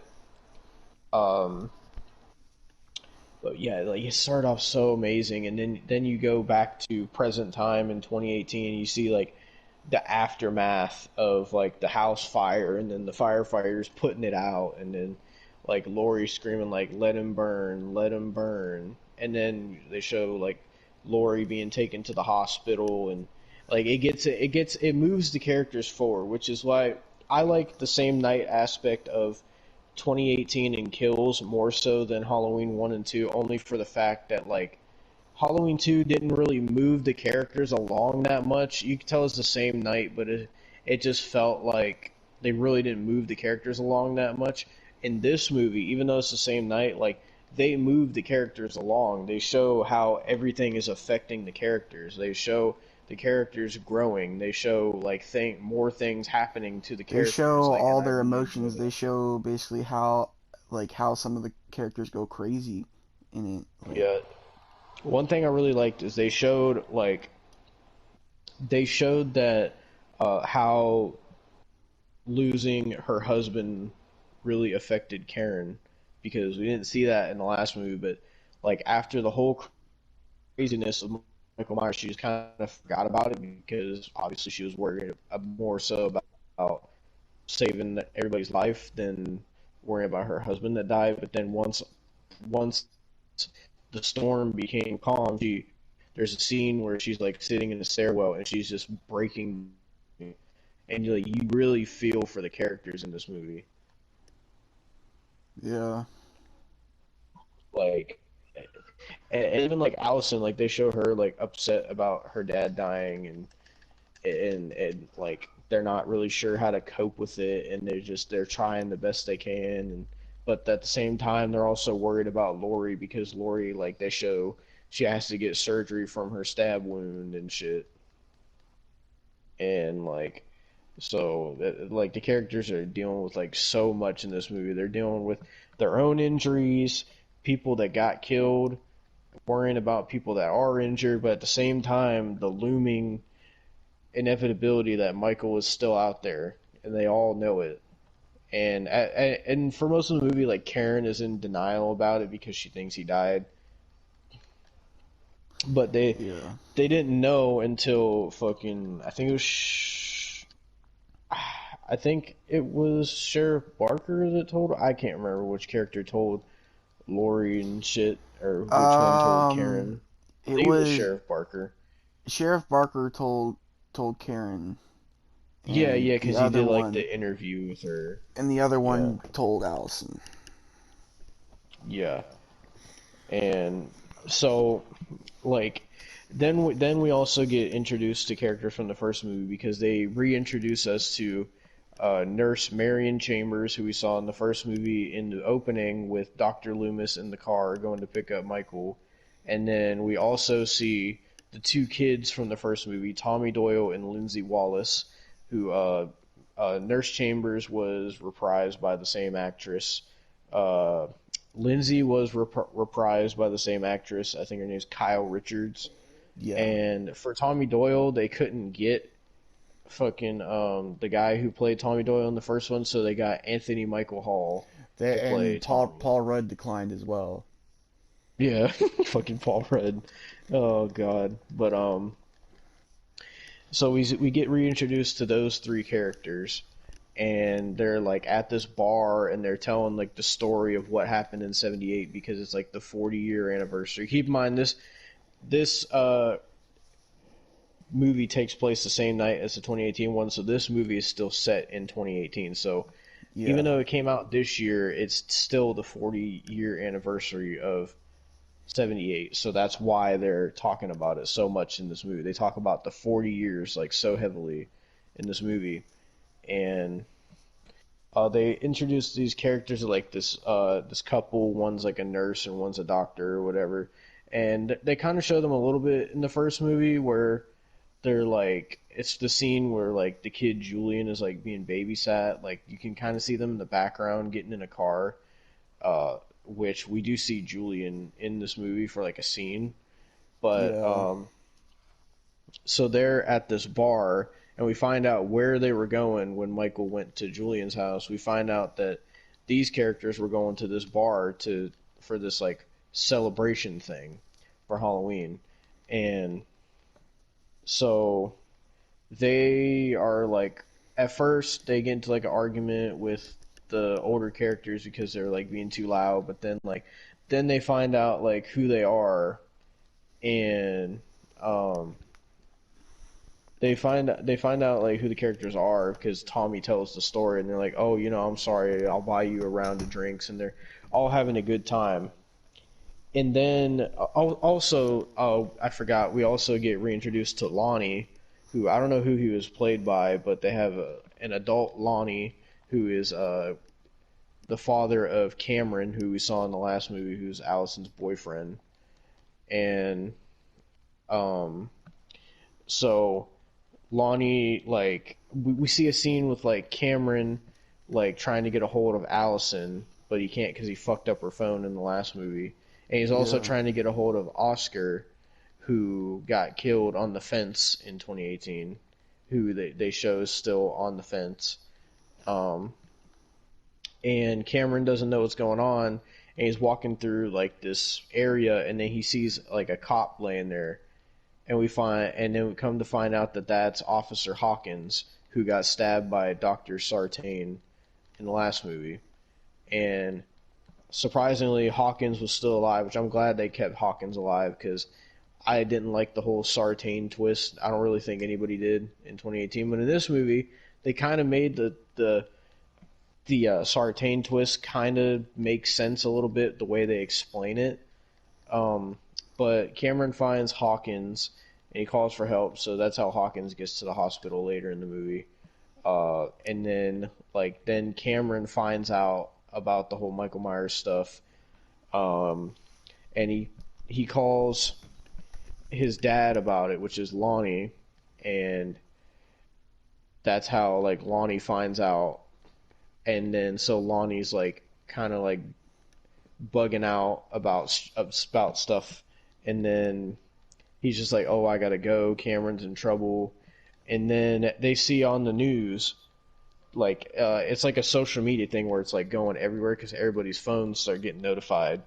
And they play on the news that like bodies were found, and they were showing like stuff about like the 78 massacre, and they actually showed pictures of the people from 78. This is where they show Julian. They show him doing like a interview on the news about like how Michael was in his house and all that shit. And then so that's where Tommy Doyle, Lindsay, and Marion and Lonnie all find out that like it's Michael, and so they go into like survivor mode. Well, the two characters from earlier, the nurse and the doctor, they go to leave and go in their car, and the nurse gets in because the doctor's like, "Oh, I forgot my stethoscope," and he goes in, and then she gets in the car. Well, apparently Michael was just in the back seat of her car. This is like the weirdest scene in the movie. So she gets out because she sees like Michael's in the back seat, which is kind of weird that he was just in the back seat. But I'm kind of like going all over the place because so much happened in this movie. So yeah, I'm like, letting Devin do his thing because like I'm not gonna go as in depth as he would. So yeah. So I'll backtrack a little bit. So the reason Michael is there now instead of in the house, you're probably wondering, well, didn't he burn up in the house? So they show the scene with, and they kind of showed this in the trailer, which kind of made the scene less than it was. So they show the firefighters go to Lori's burning house, and then they go in, and then the firefighter falls through the floor to the basement where Michael got trapped, and so he gets killed. And then the other firefighter tries to help him, and then Michael kills him and then gets out. And we get this badass scene where all these firefighters are outside, and they see Michael walking out of a flaming house with a fucking axe. And like all the firefighters get ready, and then Michael just fucking goes to town on these guys, putting like axes and pickaxes through their fucking head. The one, he takes like a power saw and turns it around on the guy's face. It's like some gnarly shit. And yeah, I mean, I kind of like the way in like the first part of the movie he wasn't using a knife. He was using multiple different items, like a light tube. He was using. He used a power saw, a pickaxe, just different things. Yeah. And then like Michael kills all of them and then like walks away. So that's how we know Michael gets out. And then they have this scene with this old couple, and this is Michael's next kills in the movie.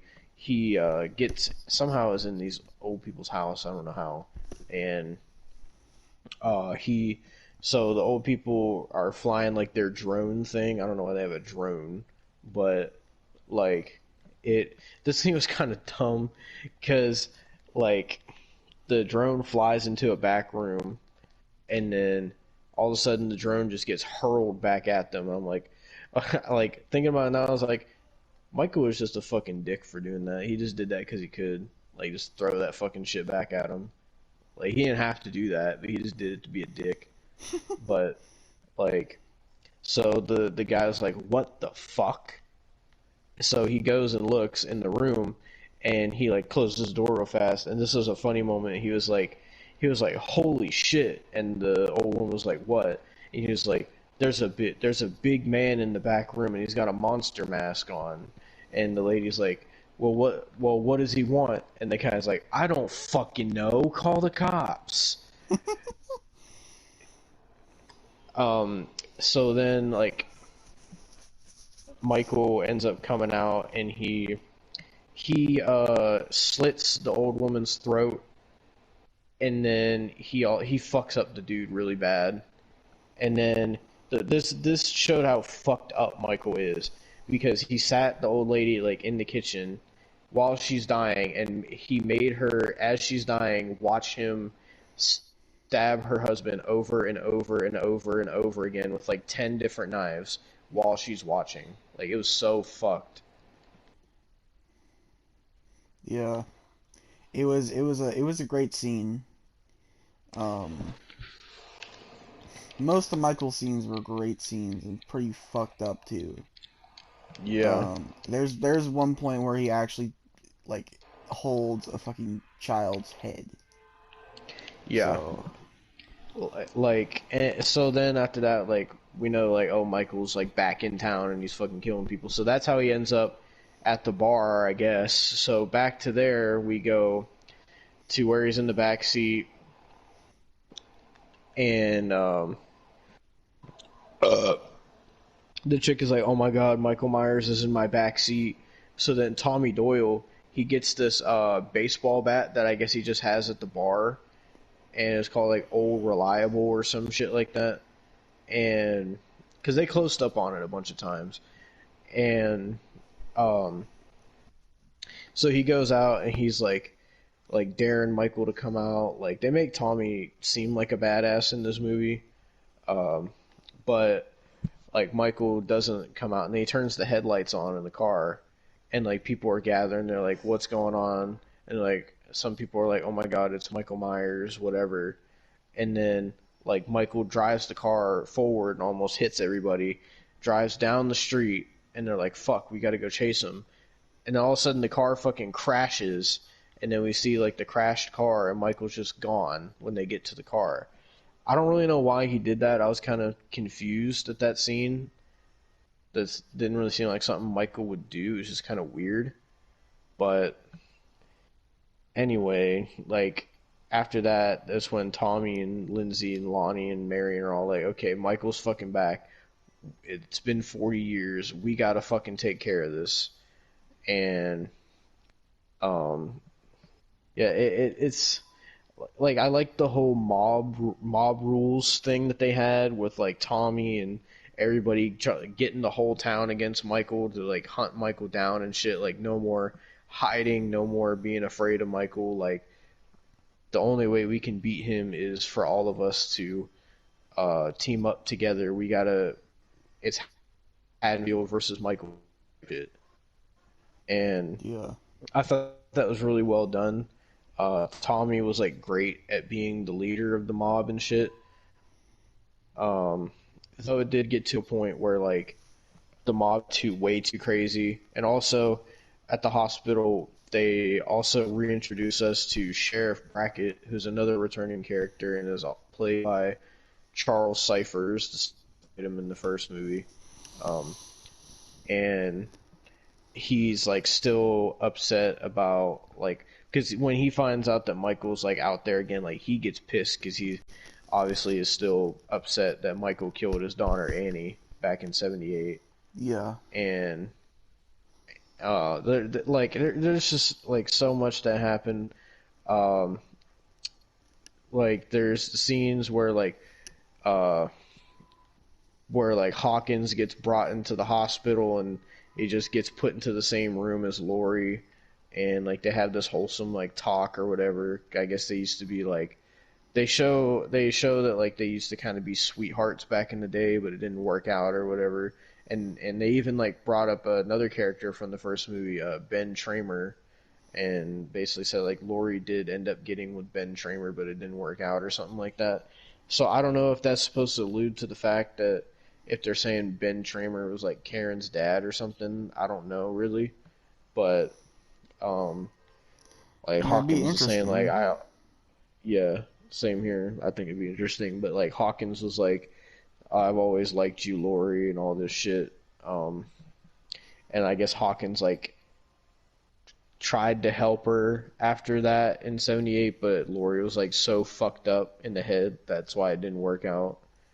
Um, but then there's like a scene where there's the other mental patient that wasn't accounted for, because they said 2 patients weren't accounted for, a mental patient and Michael Myers. And so the other mental patient goes to the hospital looking for help, I guess. And somehow everybody mistakes this fucking balding fat man for Michael Myers. And they get into like this mob mentality where like Tommy's like hyping him up, and he's like and like Sheriff Barker doesn't know what to do because he has no control over the situation anymore.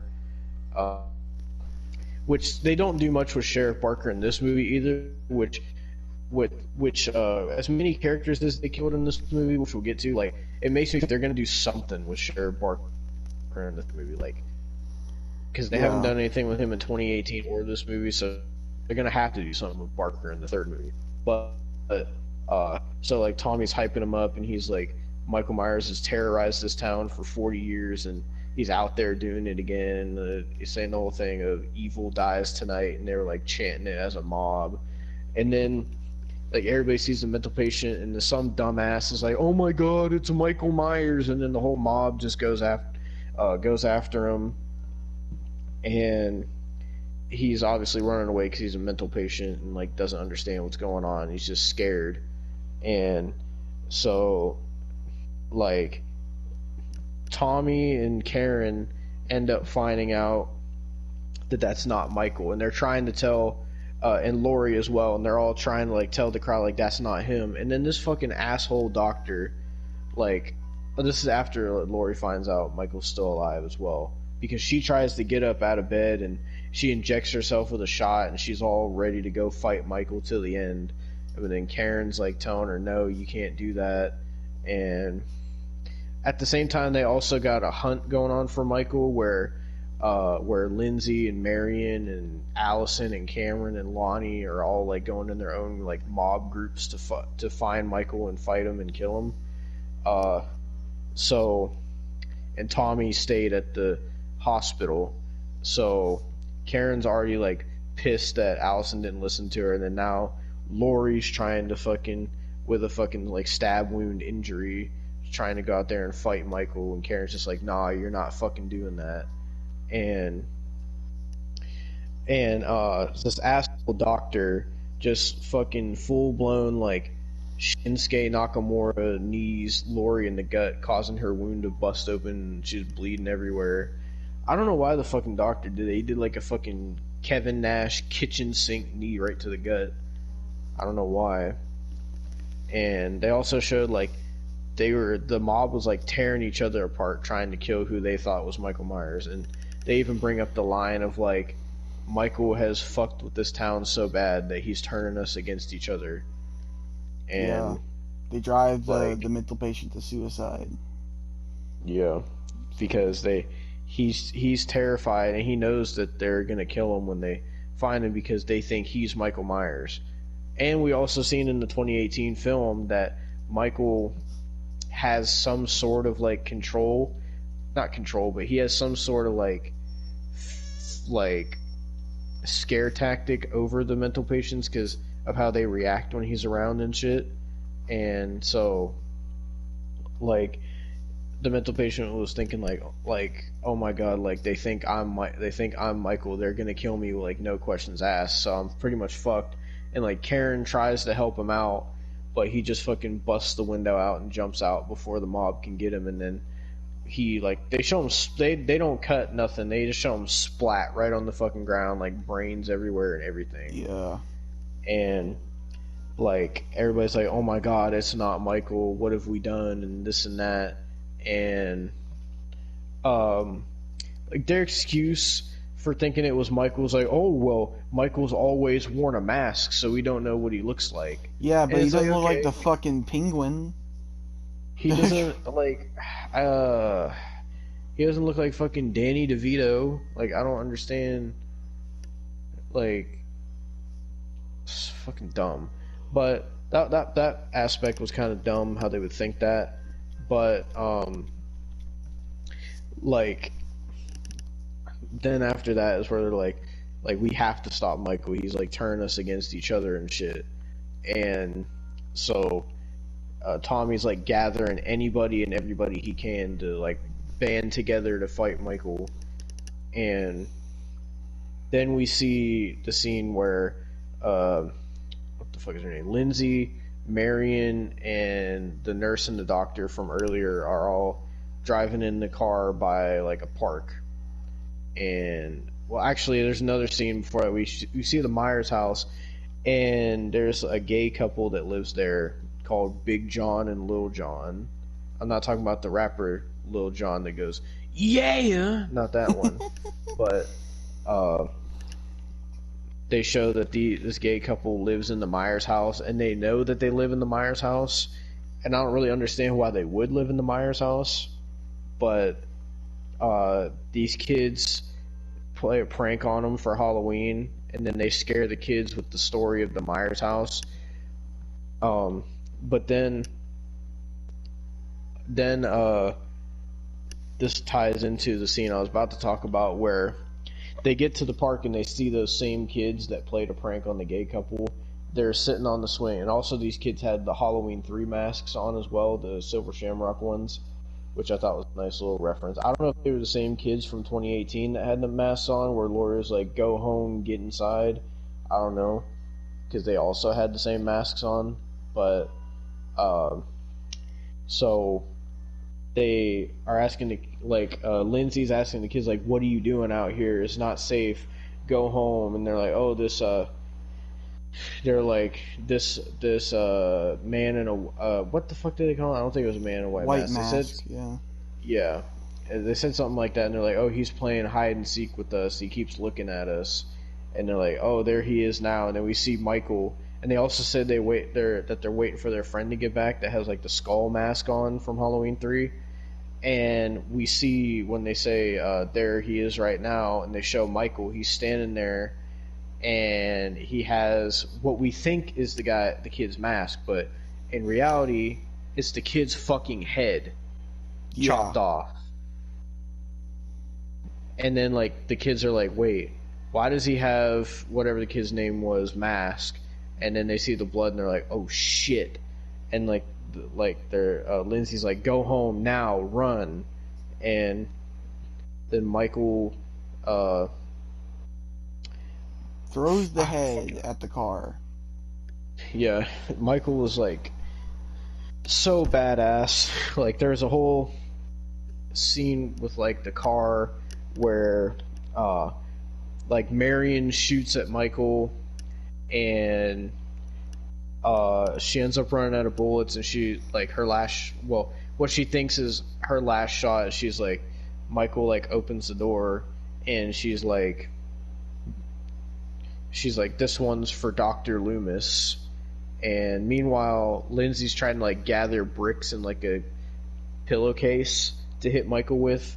And so Michael kills Marion, and then the nurse takes the gun from the doctor and is like, you don't know how to fucking use this, I'll use this. And then she proceeds to miss every single gunshot, somehow shoot out the headlight. And then when she's about to shoot Michael's sitting in the front seat, he just kicks the door, and the door hits the gun, spins it around, and she shoots herself in the head. I've never seen a kill like that in a fucking horror movie before with like a slasher. Though. Yeah. And then the fucking doctor decides, hey, I'm gonna try to strangle Michael fucking Myers with a fake fucking stethoscope from my Halloween costume. And then Michael just looks at him and fucking stabs him right in the fucking eye with a knife. Like, Michael's just like, seriously? That's what you're gonna fucking do to me? Like, and then fucking Lindsay starts beating the shit out of Michael with the bricks, but of course it's Michael, it doesn't faze him. So Michael starts chasing her into the woods. And it's this like really suspenseful chase scene where it's like dark and all you have is like moonlight. And like she's running from Michael, and he's just charging through the woods, and she has to like hide behind trees and stuff, and all we can hear is Michael's like heavy breathing in his steps. And like it looked like some Friday the 13th type woods. I was thinking some dumb shit. I was like, imagine Jason just pops out right now and him and Michael get in a fight, but that wouldn't happen. Yeah. But so she goes and hides behind this one tree that's by a bridge.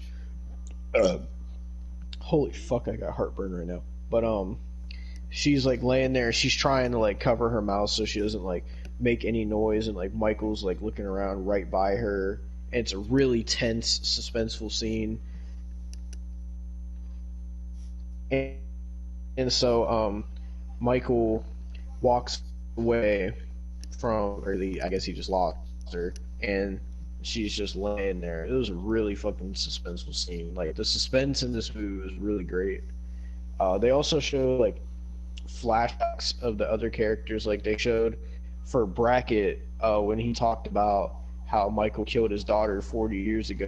They show a scene actually from Halloween 2 where Brackett like pulls down the blanket from the stretcher and sees Annie's dead body. They show that scene from Halloween 2, and that's like Brackett's flashback. And then they show like a flashback for Laurie where she's like, oh, I seen the evil when I unmasked him. I know what he looks like, and I looked right into his eyes. And they show like the end of Halloween 78 where she takes his mask off. And then for fucking Lonnie, they show, well, actually for Marion, they show where Michael climbs up on top of the wagon and smashes the window.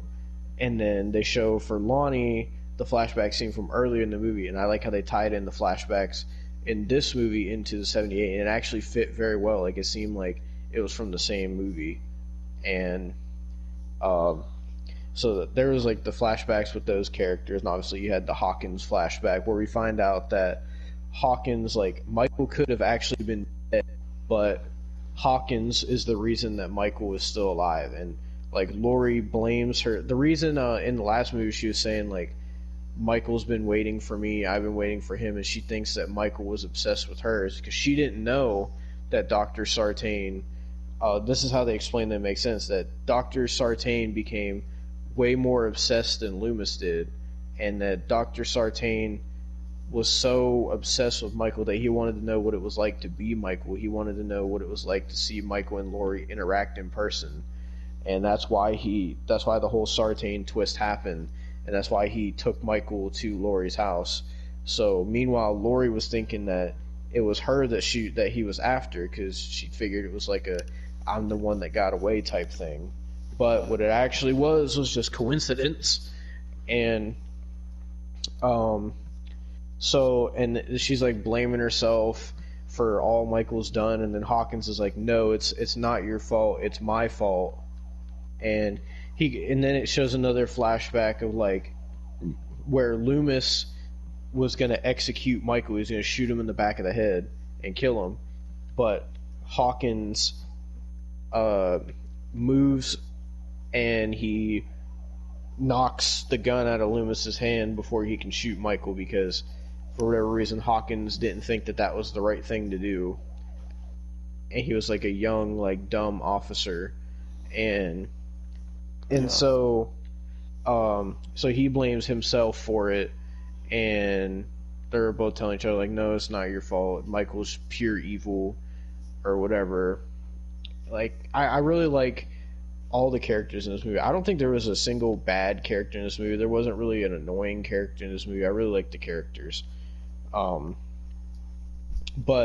like, they show Michael killing fucking anybody and everybody. They also show a scene of Hawkins in a flashback where, like, because he killed the other cop, so the one cop was like, okay, well, give me your gun. We'll just say that he was in a. He said that he was in a fight with Michael, and he accidentally shot himself or something like that. And Hawkins was like, okay. And there's so much in this fucking movie. I'm like, this movie I saw, I think it's like 5 days ago now, almost 6 days ago, and I'm fucking still processing shit. But like, everything I saw in this it last movie was night. so good. God damn it! Like, I'm processing shit. Yeah, and there were so many kills in this movie too. Like nobody could fucking test Michael. But back to the gay couple where they're in the house and then they hear somebody knock on the front door. So they're thinking it's the kids again. They open the door, nobody's out there.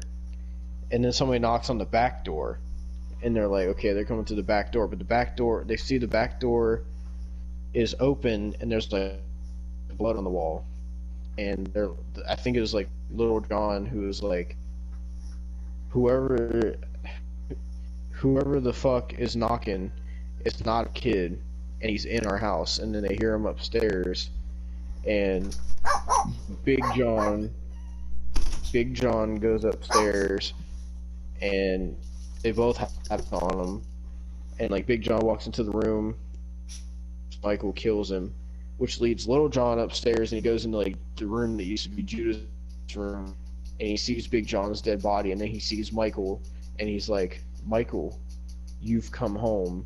And then Michael kills him, and then we see Michael like looking out the window and shit, and like Michael's finally, after 40 years, he's finally back in the Myers house.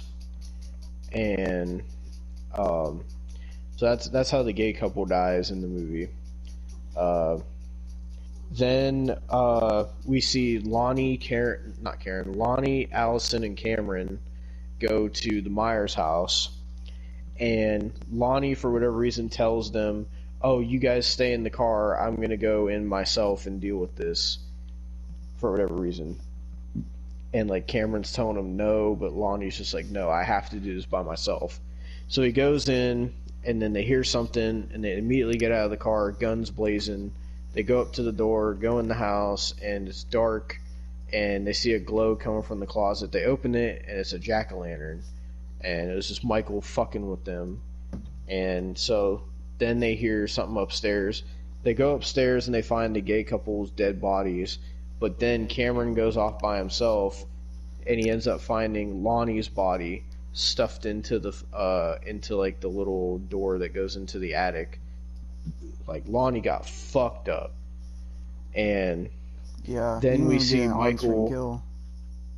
Yeah, and then we see Michael fuck Cameron up.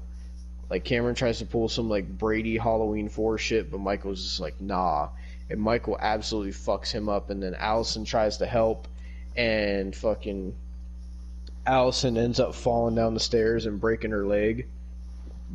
And then like Cameron tries to fight off Michael, but Michael's like slamming him everywhere. He fucking impales Michael on the broken like balcony on the stairs.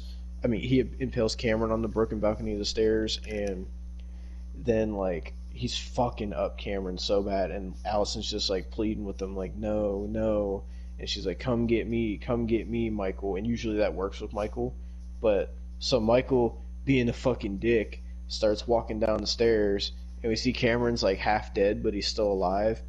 And as he walks past Cameron, he just stops and snaps Cameron's fucking neck just because he could. That was fucking that was fucking great, actually. Like, he just did it to be a dick just because he could do it. Like, Cameron was already half dead. He was probably gonna die anyway. Michael's just like, you know what? Fuck you. Just snapped his neck. And then, like, Allison was like screaming no. And then, like, Michael starts coming after Allison, and he's about to stab her, and she's like, do it, Michael. Do it. And then Karen comes in and stabs Michael with a pitchfork. And like Michael's like down, but she knows he's not out. So what Karen decides to do is what I've never seen anybody do this to Michael before. She goes over to Michael and takes his mask off and tells Allison to stay there and outside, and we see Michael get back up, and Karen's like, come get your mask, Michael. Come on, come get it. And Michael starts following Karen with the mask. And Allison's just laying there with a broken leg. And then we see that she leads Michael through like some back alleys, and then Michael follows her, and then Michael chases her into the street, and he thinks he's gonna kill her, but all of a sudden like the lights come on, and Karen's like, she drops the mask, and she's like, gotcha. And then we just see like Tommy and Brackett and like all these people, like the mob surrounding Michael, and you're like, oh shit. And Michael's just looking around at everybody, and he's like, fuck, I was not expecting this. And so they all got their weapons ready, and Michael just looks at everybody, he's like, alright. And Michael picks his mask up and puts it back on, gets his knife ready, and he starts looking at everybody. He's like, alright, who wants it first? And they beat the ever-living shit out of Michael with baseball bats and everything. Even, like, Karen stabs Michael. Like, they beat the absolute shit out of Michael to where you think Michael's gonna die. And where he's, like, so weak he can't even, like, reach his knife. And they're thinking they killed Michael. Keep that in mind. They didn't kill him, obviously, because Halloween Ends is a thing. But, Yeah. And during this whole thing, they have Laurie and Hawkins, like, giving a whole speech about Michael and his evil and all the shit, and like the more he kills, the more he transcends, which is a line from the trailer, and saying that Michael is like true evil. It can't be controlled. It can't be defeated. It can't be killed by brute force. And as soon as Laurie says that, we see, because like Karen goes back to Allison, and she's acting like everything's okay and it's over. But as soon as Laurie says he can't be killed by just brute force, Michael pulls some, like, I don't even know type shit, gets back up, grabs his knife, motherfucker starts slicing people's ankles. I've never seen him do that before. He starts stabbing anybody and everybody. He's going full sick house. He fucking slits Brackett's throat. He stabs the fuck out of Tommy. I was like, oh my god, dude. He's just slicing and dicing the whole mob. And I was sitting there, I'm like, oh my fucking god. And he kills the whole mob, and then he goes back to the house. Yeah, well, we don't see what happens from there until Karen goes in the house because she sees something in the window. Now, some people were saying that she saw like young Michael in the window, but I don't know what you saw in the window. But for some reason, I was thinking she saw like the ghost of Judith or something like that. No, she saw young Michael in the clown costume. That's what I saw. I guess I just wasn't really paying attention because I just saw like a figure in the window, and I was like, "Oh, did she like see Judith or something?" But okay, I guess that makes sense. It was Michael, and so she goes upstairs and she's looking out the window, and then as she's standing there, we're thinking it's just gonna end there. All of a sudden, from behind, Michael just comes out of the shadows and stabs the ever-living shit out of Karen, and Karen dies. And right after she dies, credits. Not expecting Karen to fucking die. We talked about it last night, and we were both expecting Jamie Lee Curtis to die. It was good. I mean, it was obvious some big character was probably going to get it in this movie, but I was not expecting them to kill Marion, fucking Tommy Doyle, fucking Brackett. Like, I wasn't expecting all these like characters to die. Like, I thought at least Tommy was gonna live until Ends, but no, they said fuck you, Tommy, stab him right in the gut. Said we didn't get Paul Rudd. I mean, unless they pull a fucking Hawkins and Tommy's alive in the next movie or some shit, but like, yeah, this movie was fucking crazy. The kills were gnarly. Every kill, like, hit. Like, every kill was fucked up. Every kill, like, was like, oh my fucking god, Michael was fucked up. Like, and they also show, like, Michael looking at himself in the window almost like he's pleased with himself or some shit. Yeah. And, like, it's... Like, I was not expecting this movie to go down how it did, but I really, really enjoyed this movie. I like this movie better than the 2018 one. It was pretty good. Like, and it really, really makes me excited for Halloween Ends. It was so damn good. Definitely worth the wait. I could say that. Yeah. And I'm so glad that I did not get spoiled, because that would have ruined everything for me. Yeah. That Well, makes me wonder though, in Ends, like, what's gonna happen in Ends? Because Ends takes place in 2021 or 2022, because they said it takes place years after Halloween Kills. So I wonder what they're gonna do. I genuinely don't know. But also, like, I'm thinking, I told Austin this yesterday when we talked about it. I'm thinking that um, either in Halloween Ends, either Michael's gonna die, or Laurie's gonna die, or they're both gonna die together. It's gonna be one of those three things. That's what I'm thinking. I feel like it's gonna be the third. That's what I'm feeling. Where they die together. Yeah.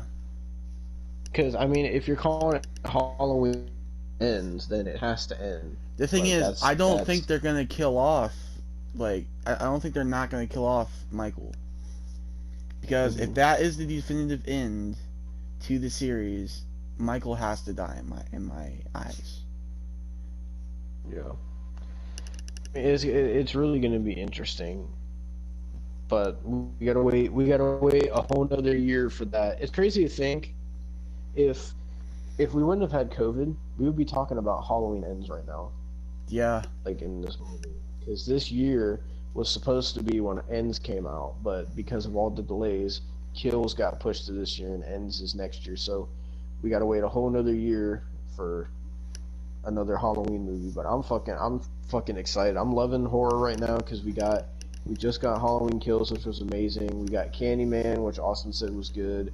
We got the Chucky TV show is out now. We got Scream 5 coming out in January. Apparently they're doing something with Texas Chainsaw. We got the Friday the 13th lawsuit over with. Like, Resident Evil. I'm really, yeah, that too. Like, I'm really happy with horror right now. It feels like a good time to be a horror fan right now. Yeah. Well, this is honestly this feels like the biggest horror has been, honestly, probably in a long ass time. Well, I think it would be a lot bigger. I mean, in my opinion, this is because I'm a fucking Elm Street mark, but I want Elm Street, man. I really want Elm Street. Well, yeah, of course it would be bigger because, like, it feels like right now, it feels so weird with Freddy and Jason not having movies right now. It feels like they're left out. Like, yeah, and I don't know what they're doing with Nightmare because they don't have a lawsuit or anything. I don't know why they're not making anything. New Line's just fucking up. That's my thing. I'm pretty sure they're just fucking up. So, Jesus Christ. But with that being said, I mean, I'm hoping we get. I'm hoping they get their shit together with Friday the 13th and get us some fucking movies out. Yeah. And I'm hoping, especially if they're gonna start doing shit with Jason, they got to do something with Freddy. Even if it's not Robert Englund, they got to do something with Elm Street. I know. This is like prime time, bitch, for them to do something right now. Yeah. I mean, with that being said, that was Halloween Kills. Yes, an amazing movie. It's probably the best movie I've seen in a while. Like, and we did like all the shit with the fucking live watching Halloween 3 up to Rob Zombie's H2, and I thought maybe that was gonna affect us watching this movie a little bit because I thought we were gonna be tired of Michael, but no, absolutely not. It didn't affect it at all for me. I don't think it affected it for you, did it? No. After you told me it was amazing, because he saw it before me. I saw it last night, which we're recording this on Wednesday the 20th. So I saw this on the 19th. Mm-hmm. He saw this opening day. Mm-hmm. So once Devin told me that it was amazing, I wasn't too, like, scared anymore. Because I was like, oh my fucking god, I cannot handle another awful Halloween movie. I genuinely couldn't handle if it was bad. So yeah, I would have had a fucking mental breakdown. Yeah, I'm glad it was good. I'm hoping Ends is going to be good too. I'm hoping it's going to be a really good end for. I know it's not going to be the end of Michael forever, but it's going to be the end of Michael in this like current timeline, because they already said that's going to be the end of it for this current timeline, and they're already talking about like doing anthology type shit after Halloween ends and shit, like they did with Halloween 3. So I don't know how that's going to turn out, but I'm hoping Ends is really going to be a great fucking definitive end to the current timeline. Yeah. Well, do you want to end this podcast today? No. Yes, sir. Also, if you're wondering why there's no Stranger Things this week, we just decided to skip out on it for this week. We knew we were going to be talking about Halloween Kills for a good bit, so we just decided, you know what, we'll talk about Halloween Kills today, and we'll pick Stranger Things back up next week with episode 3, so stay tuned for that. And yeah, I don't know what else we'll have next week, because, like I said, there's nothing fucking going on right now. There was no Index this week. I'm kind of pissed about that. Yeah. There's no Chris Jericho this week either, so yeah. I mean, I hope we have Crown enjoyed... Jewel next week. Yeah, we'll be talking about that. But, like, I hope everybody enjoyed fucking my Nostalgia Critic rant. And I hope everybody enjoyed our review of Halloween Kills. I would definitely see Halloween Kills again. I don't know when, but I definitely want to watch it again. And I'm excited for Ends, and I'm just so happy right now in terms of being a Halloween fan. Like, I feel so satisfied. Yeah. And honestly, that's like, shouts out to Blumhouse and David Gordon Green. Okay, I'm gonna tell you right now, that's the only time we're shouting out Blumhouse, motherfucker. Yeah. Only like time. They made Truth or Dare. God damn it. Aren't they? Are they making Scream? Is Scream like a Blumhouse thing now? No, it's not. It's Paramount. Okay. So. Well, I mean, you kind of have to give them props for this, because I mean, I'm giving them props for this. I'm never giving them props for Truth or Dare, because fuck them with Truth or Dare. But well, like that's the thing. Like, they have a lot of shitty movies, but with Halloween, like, they had no choice. Like, they could not fuck this up. That's why I think that's why it's so good. I heard they also have the rights to Hellraiser. Oh god. So I mean, I'd like to see them do something with that. Something. Make it good. I mean, they also have the rights to the Five Nights at Freddy's movie, and we've seen how that's went. So. Yeah, that's true. I mean, we talked about that a couple weeks ago. So. Oh, not a couple weeks ago. That was like, I think it was like whenever the fuck it was. It was a long the guy's time ago. name was like Scott something. Kaufman. Yeah, Scott Kaufman. So who knows if that'll ever even fucking come out? But in terms of what's going on in horror right now, I'm really happy as a horror fan. So.